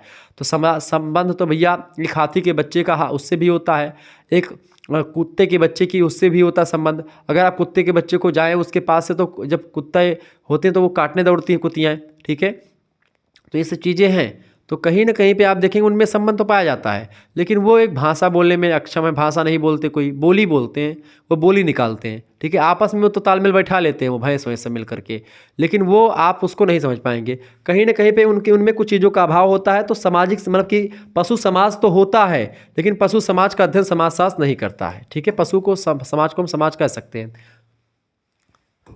अगला प्रश्न आ चुका है, प्रश्न है पशु समाज की समान विशेषताएं बताएं। क्या है समान विशेषताएं? देखिए, पशु समाज की कुछ समान विशेषताएं हैं। पहली विशेषता, पशु समाज अत्यंत सरल और सीमित होते हैं। दूसरी बात, पशु समाज संस्कृति विहीन, यानी इसमें संस्कृति नहीं होती, कल्चर नहीं होता। तीसरी बात, पशुओं में श्रम विभाजन अपेक्षाकृत कम पाया जाता है। पशुओं में कोई श्रम विभाजन नहीं, कोई काम वगैरह वो मतलब ही नहीं। पशुओं में समानता और एक रूपता होती है, ये बात आप ध्यान है। पशु लोग सभी लोग समान होते हैं, कोई ऊंचे नीचे का नहीं होता है। मानव और पशु समाज में दो अंतर बताएं। देखिए, मानव और पशु समाज में कई अंतर हैं। शारीरिक रचना के हिसाब से अंतर है। शारीरिक दृष्टि से मानव का अस्थिपंजर बालों, दांतों इत्यादि की दृष्टि से पशुओं से बिल्कुल अलग होता है। उदाहरण के रूप में मानव के अस्थिपंजर में एक रूपता है, शरीर पर बाल छोटे होते हैं, दांत भी छोटे होते हैं, जबकि पशुओं के अस्थिपंजर में विविधता पाई जाती है। इसके बाल भी कड़े होते हैं, बड़े होते हैं, दांत तीखे नुकीले होते हैं, चमकीले और अधिक शक्तिशाली भी होते हैं मनुष्यों से। ठीक है, इसके अलावा सीधे खड़े होने की दृष्टि से हिसाब से देखें तब भी अंतर पाया जाता है। देखिए, मानव में सीधे खड़े होने की क्षमता पाई जाती है, जबकि पशु सीधे खड़े नहीं हो सकते हैं। पशु हाथ व पैर के बल चलता है, जबकि मानव केवल पैरों के बल चलता है और उसके हाथ अधिक लचीले होते हैं। ठीक है, ये बात आप ध्यान रखेंगे। अगला प्रश्न आपके स्क्रीन पर आ चुका, परिवार। परिवार क्या होता है? देखिए, परिवार एक आधारभूत संस्था है जहां मनुष्य के जीवन की विविध आवश्यकताओं की पूर्ति होती है। यही कारण है कि परिवार विश्व की प्रत्येक संस्कृति में पाया जाता है। फैमिली प्राचीन काल से लेकर के आज तक विभिन्न रूपों में इसका अस्तित्व बना रहा है। देश तथा काल के अनुसार यानी समय और स्थान के अकॉर्डिंग परिवार के स्वरूप में अंतर जरूर मिला है, लेकिन परिवार ऐसा कोई समाज नहीं रहा है दुनिया का जिसमें परिवार ना पाया जाता हो। ठीक है, मतलब परिवार ना हो रहा हो। अगला प्रश्न मतलब अगला पॉइंट है, अगला विद्वान है इलियट और मेरिल। कहते हैं कि परिवार को एक जैविकीय सामाजिक इकाई के रूप में परिभाषित करते हैं, ये जो कि पति पत्नी तथा बच्चों के द्वारा के निर्मित होता है। परिवार कैसे बनता है? पति पत्नी उनके बच्चों के द्वारा परिवार का निर्माण होता है। परिवार को एक सामाजिक संस्था के रूप में समझा जा सकता है, एक सामाजिक मान्यता प्राप्त संगठन जिसके द्वारा मनुष्य की कुछ मतलब कि अनिश्चित आवश्यकताओं की पूर्ति होती है, वही आपका परिवार होता है। मैकइवर पेज कहते हैं कि परिवार यौन संबंधों पर आधारित यानी कि सेक्स पर आधारित होता है बेसिकली ये, यानी कि यौन संबंधों पर आधारित होता है। एक स्त्री पुरुष का जो यौन संबंध होता है उस पर डिपेंड करता है, उसी के लिए एक प्रकार से परिवार बनता है। और वह समूह होता है जो पर्याप्त रूप से सीमित और इतना अस्थायी होता है जो बच्चों की उत्पत्ति और पालन पोषण करने के योग्य होता है। एक माता पिता और उनके अविवाहित बच्चे एक परिवार का निर्माण कर लेते हैं, इसी को एकाकी परिवार कहा जाता है। ठीक है, ये बात आप ध्यान रखेंगे। न्यूक्लियर फैमिली, आगे देखते हैं। अगला क्वेश्चन आ चुका है, परिवार के प्रमुख कार्य क्या हैं। देखिए परिवार का महत्व क्या होता है। सबसे पहली बात है मौलिक और सार्वजनिक कार्य। पहली बात है प्राणशास्त्रीय कार्य। दूसरा, परिवार का सबसे प्रमुख कार्य होता है प्राणशास्त्रीय कार्य। इसमें परिवार के निम्नलिखित कार्य आते हैं। पहली बात तो यौन इच्छाओं की पूर्ति होती है। ठीक है, क्योंकि मनुष्य जो होता है उसके अंदर काम की भावना होती है। ठीक है, तो वो काम की भावना परिवार के द्वारा, ये मनुष्य की जब शादी होगी तभी पूरी होगी। ठीक है, इसके अलावा संतान उत्पत्ति करने के लिए भी परिवार की ज़रूरत होती है। बच्चों का पालन पोषण करने के लिए परिवार उपयोगी होता है। एक दूसरे की सहायता भी होती परिवार में, जैसे किसी का दिक्कत हो गई तो भाई ने सहायता दे दी, पिताजी ने सहायता दे दी, तो इस तरीके से परिवार एक दूसरे में सहायता देते हैं। दूसरा होता है मनोवैज्ञानिक कार्य परिवार का। सामाजिक नियंत्रण होता है परिवार, मतलब परिवार के द्वारा बच्चों पर, अपने माता पिता अपने बच्चों पर नियंत्रण रखते हैं कि भाई बेटा चोरी नहीं करना है, ये नहीं करना है, वो को नहीं करना, सारी चीज़ें सिखाते हैं, बताते हैं। दूसरी बात परंपरागत कार्य होते हैं कुछ, कि भाई ये काम आपके परिवार में होता आया है, जैसे रकुल री सदा चली आई प्राण जाए प्रवचन न जाई, राजा दशरथ, तो कहीं ना कहीं पे वो अपने पुरखों की जो परंपरा थी उसको खोए रहे थे। तो ऐसे ही परंपरागत कार्य होते हैं कुछ। सामाजिक कार्य भी होते हैं, शिक्षात्मक कार्य, सांस्कृतिक कार्य, सारे कार्य होते हैं जो परिवार में संपन्न होते हैं। ठीक है, आगे देखते हैं। एक होता है तो ये परिवार हो गई आपके न्यूक्लियर फैमिली, छोटा परिवार, और दूसरा होता है बेटा बड़ा परिवार यानी संयुक्त परिवार, जिसको आप कहते हैं ज्वाइंट फैमिली। ठीक है, ज्वाइंट फैमिली में जो है कई सारे लोग होते हैं। संयुक्त परिवार को निम्नलिखित शब्दों में परिभाषित कीजिए। पहले परिभाषा आप लिख सकते हैं, जैसे कि एक संयुक्त परिवार उन व्यक्तियों का समूह होता है जो सामान्यतः एक ही निवास में रहते हैं, एक ही रसोई में जहाँ पर खाना बनता है, पकता है, जो सामान्य संपत्ति में भागी होते हैं, मतलब सभी का हिस्सा होता है, खेत पात सभी में, सामान्य पूजा में भाग लेते हैं, पूजा भी अगर होती तो सभी लोग बैठ करके हवन वगैरह करते हैं, और किसी न किसी प्रकार से एक दूसरे से रिलेटेड होते हैं, रक्त संबंध के द्वारा जुड़े हुए रहते हैं। श्रीमती इरावती करबे जो है, इन्होंने बहुत विद्वान मतलब कि ये महिला थी, समाजशास्त्री थी, इन्होंने बहुत काम किया है, परिवार पर बहुत लिखा है, नातेदारी पर बहुत लिखा है। ठीक है, तो इन्होंने लिखा कि ये एक प्रकार से एक रसोई में भोजन करते हों, एक साथ रहते हों, इनकी संपत्ति में सभी का बंटवारा ना हुआ हो, सब एक साथ रहते हो, वही ज्वाइंट फैमिली होती है। दूसरे विद्वान है I.P. देसाई, ये कहते हैं कि हम उस परिवार को संयुक्त परिवार कहते हैं जिसमें एक परिवार की अपेक्षा अधिक पीढ़ियों यानी कि 3 पीढ़ी या 4 पीढ़ी के लोग सदस्य जो होते रहते हैं, जैसे दादा आपके, आपके पिताजी और आपका बच्चा, ये 4 पीढ़ी या 3 पीढ़ी, आपके दादा पिता और आप, ये भी एक संयुक्त परिवार होता है। आपके चाचा हो गए, चाची हो गई, ये सब सम्मिलित होते हैं, और जिसके सदस्य संपत्ति, आयु तथा पारस्परिक अधिकारों व कर्तव्यों से संबंधित होते हैं। I.P. देसाई कहते हैं यही संयुक्त परिवार, बिल्कुल संयुक्त परिवार यही होता है, इसमें कोई दो राय नहीं। भारत में बेसिकली सामाजिक परिवार आपको देखने को मिलते हैं, गांव वगैरह में आज भी सामाजिक परिवार आपको देखने को मिलते हैं। ठीक है, ये बात ध्यान रखेंगे। अगला क्वेश्चन आ चुका है, प्रश्न, संयुक्त परिवार की क्या विशेषताएं हैं। देखिए संयुक्त परिवार की प्रमुख विशेषताएं निम्नलिखित हैं। पहली विशेषता सामान्य निवास होता है, इकट्ठा रहते हैं। दूसरी बात, सामान्य रसोई घर, इकट्ठा खाना बनता है। समान संपत्ति में सभी का समान योगदान होता है। सामान्य पूजा होता है, रक्त संबंध से संबंधित होते हैं। ठीक है, बड़ा आकार होता है, अधिकार और दायित्व भी सबके फिक्स होते हैं। समान सामाजिक प्रकार होता है, यानी काम वगैरह भी ठीक ठाक होता है। परिवार का मुखिया भी एक होता है जो परिवार का प्रधान होता है, परिवार को लीड करता है। सहयोगी व्यवस्था होती है, सदस्यों में एक निश्चित संस्करण होता है। समाज में, मतलब कि जैसे समाज में स्तरीकरण होता है, ऐसे ही परिवार में भी किसी का पद ऊंचा, किसी का पद नीचा, इस तरीके से होता है। तुलनात्मक अस्थायित्व भी होता है इस तरीके से। तो ये समाज, मतलब ये होता है आपका संयुक्त परिवार। अगला क्वेश्चन आपकी स्क्रीन पर आ चुका है भैया, नातेदारी। इसके बाद में कोई प्रश्न आपका छूटेगा नहीं, बस ये लास्ट पेज आपका और आ रहा है। नातेदारी, रिश्तेदारी को नातेदारी कहते हैं। बुआ, फूफा, मामा, मामी, ठीक है, ये सब रिश्तेदार होते हैं। तो नातेदारी का आशय व्यक्ति के उन संबंधों से है जो रुधिर पर आधारित हैं या समाज द्वारा अनुमत हैं। संक्षेप में, नातेदारी व्यवस्था में उन संबंधों का समावेश होता है जो अनुमानित या वास्तविक रक्त संबंधों पर आधारित होते हैं। मतलब ये रक्त संबंध पर भी आधारित हो सकते हैं और वैसे भी आधारित हो सकते हैं। मार्गन कहते हैं कि जो शब्द मतलब कि जो शब्द नातेदारी को स्पष्ट करते हैं वे दो प्रकार के होते हैं। पहला होता है वर्ग सूचक यानी क्लासिफिकेटरी, और दूसरा होता है संबंध सूचक यानी कि जिसको आप डेरिवेटिव बोलते हैं।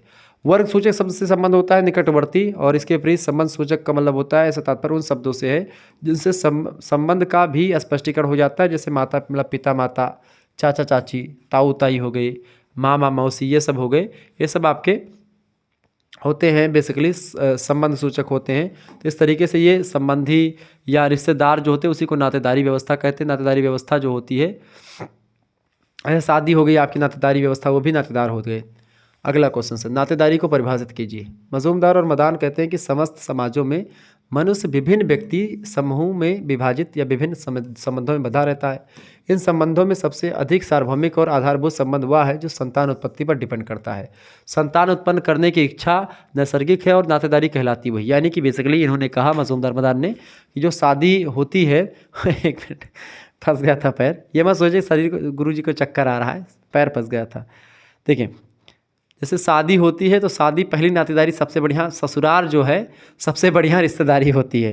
तो वही बात मजूमदार मदान कहते हैं कि भाई जो संतान उत्पत्ति के लिए नातेदारी बनती है, ये शादी आपकी करने के लिए भाई रिश्ते आते दूर दूर से, वहाँ पर आपका रिश्ता जुड़ गया तो फलाने गांव में उनके यहाँ पर आपकी रिश्तेदारी होगी, नातेदारी हो गई। ठीक है, नातेदारी के प्रकार बताएं। नातेदारी मुख्यतः उन व्यक्तियों से होता है जो एक दूसरे से रक्त अथवा विवाह के द्वारा जुड़े हुए होते हैं।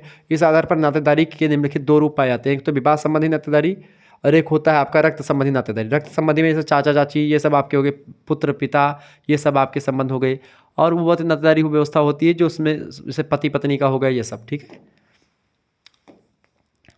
नातेदारी वे कमेंट ना करो कि जीजा साली का संबंध कौन सा होता है, वो भी आपका नातेदारी व्यवस्था में ही आते हैं। ठीक है, वो विवाह के द्वारा होते हैं। नातेदारी व्यवस्था का महत्व क्या है? देखिए पहली बात तो विवाह तथा परिवार के क्षेत्र में महत्व होता है इसका। दूसरी बात उस श्रृंखलित यौन संबंधों पर नियंत्रण होता है इसमें। वंश उत्तराधिकार और पदाधिकारी का निर्णय होता है नातेदारी व्यवस्था के द्वारा। पारिवारिक शांति के लिए आवश्यक होती नातेदारी। उत्तरदायित्व और सहयोग को प्रोत्साहन मिलता है नातेदारी से। समानता और स्नेह संबंधों को प्रगाढ़ बनाने के लिए भी जरूरी होता है नातेदारी। सुरक्षा का एहसास होता है, मनुष्य को सामाजिक प्राणी बनाता है नातेदारी। तो इस तरह नातेदारी आपके पिता पुत्र का भी संबंध नातेदारी है, चाचा चाची ताऊ ताऊ ये सब भी नातेदारी हैं, लेकिन रक्त संबंध के नातेदार हैं, रिश्तेदार हैं। ठीक है, इस तरीके से आपके नातेदार रिश्तेदार दूर के भी हो सकते हैं जहाँ से आपकी शादी करी है। ठीक है, मामी मौसी ये सब दुनिया भर के।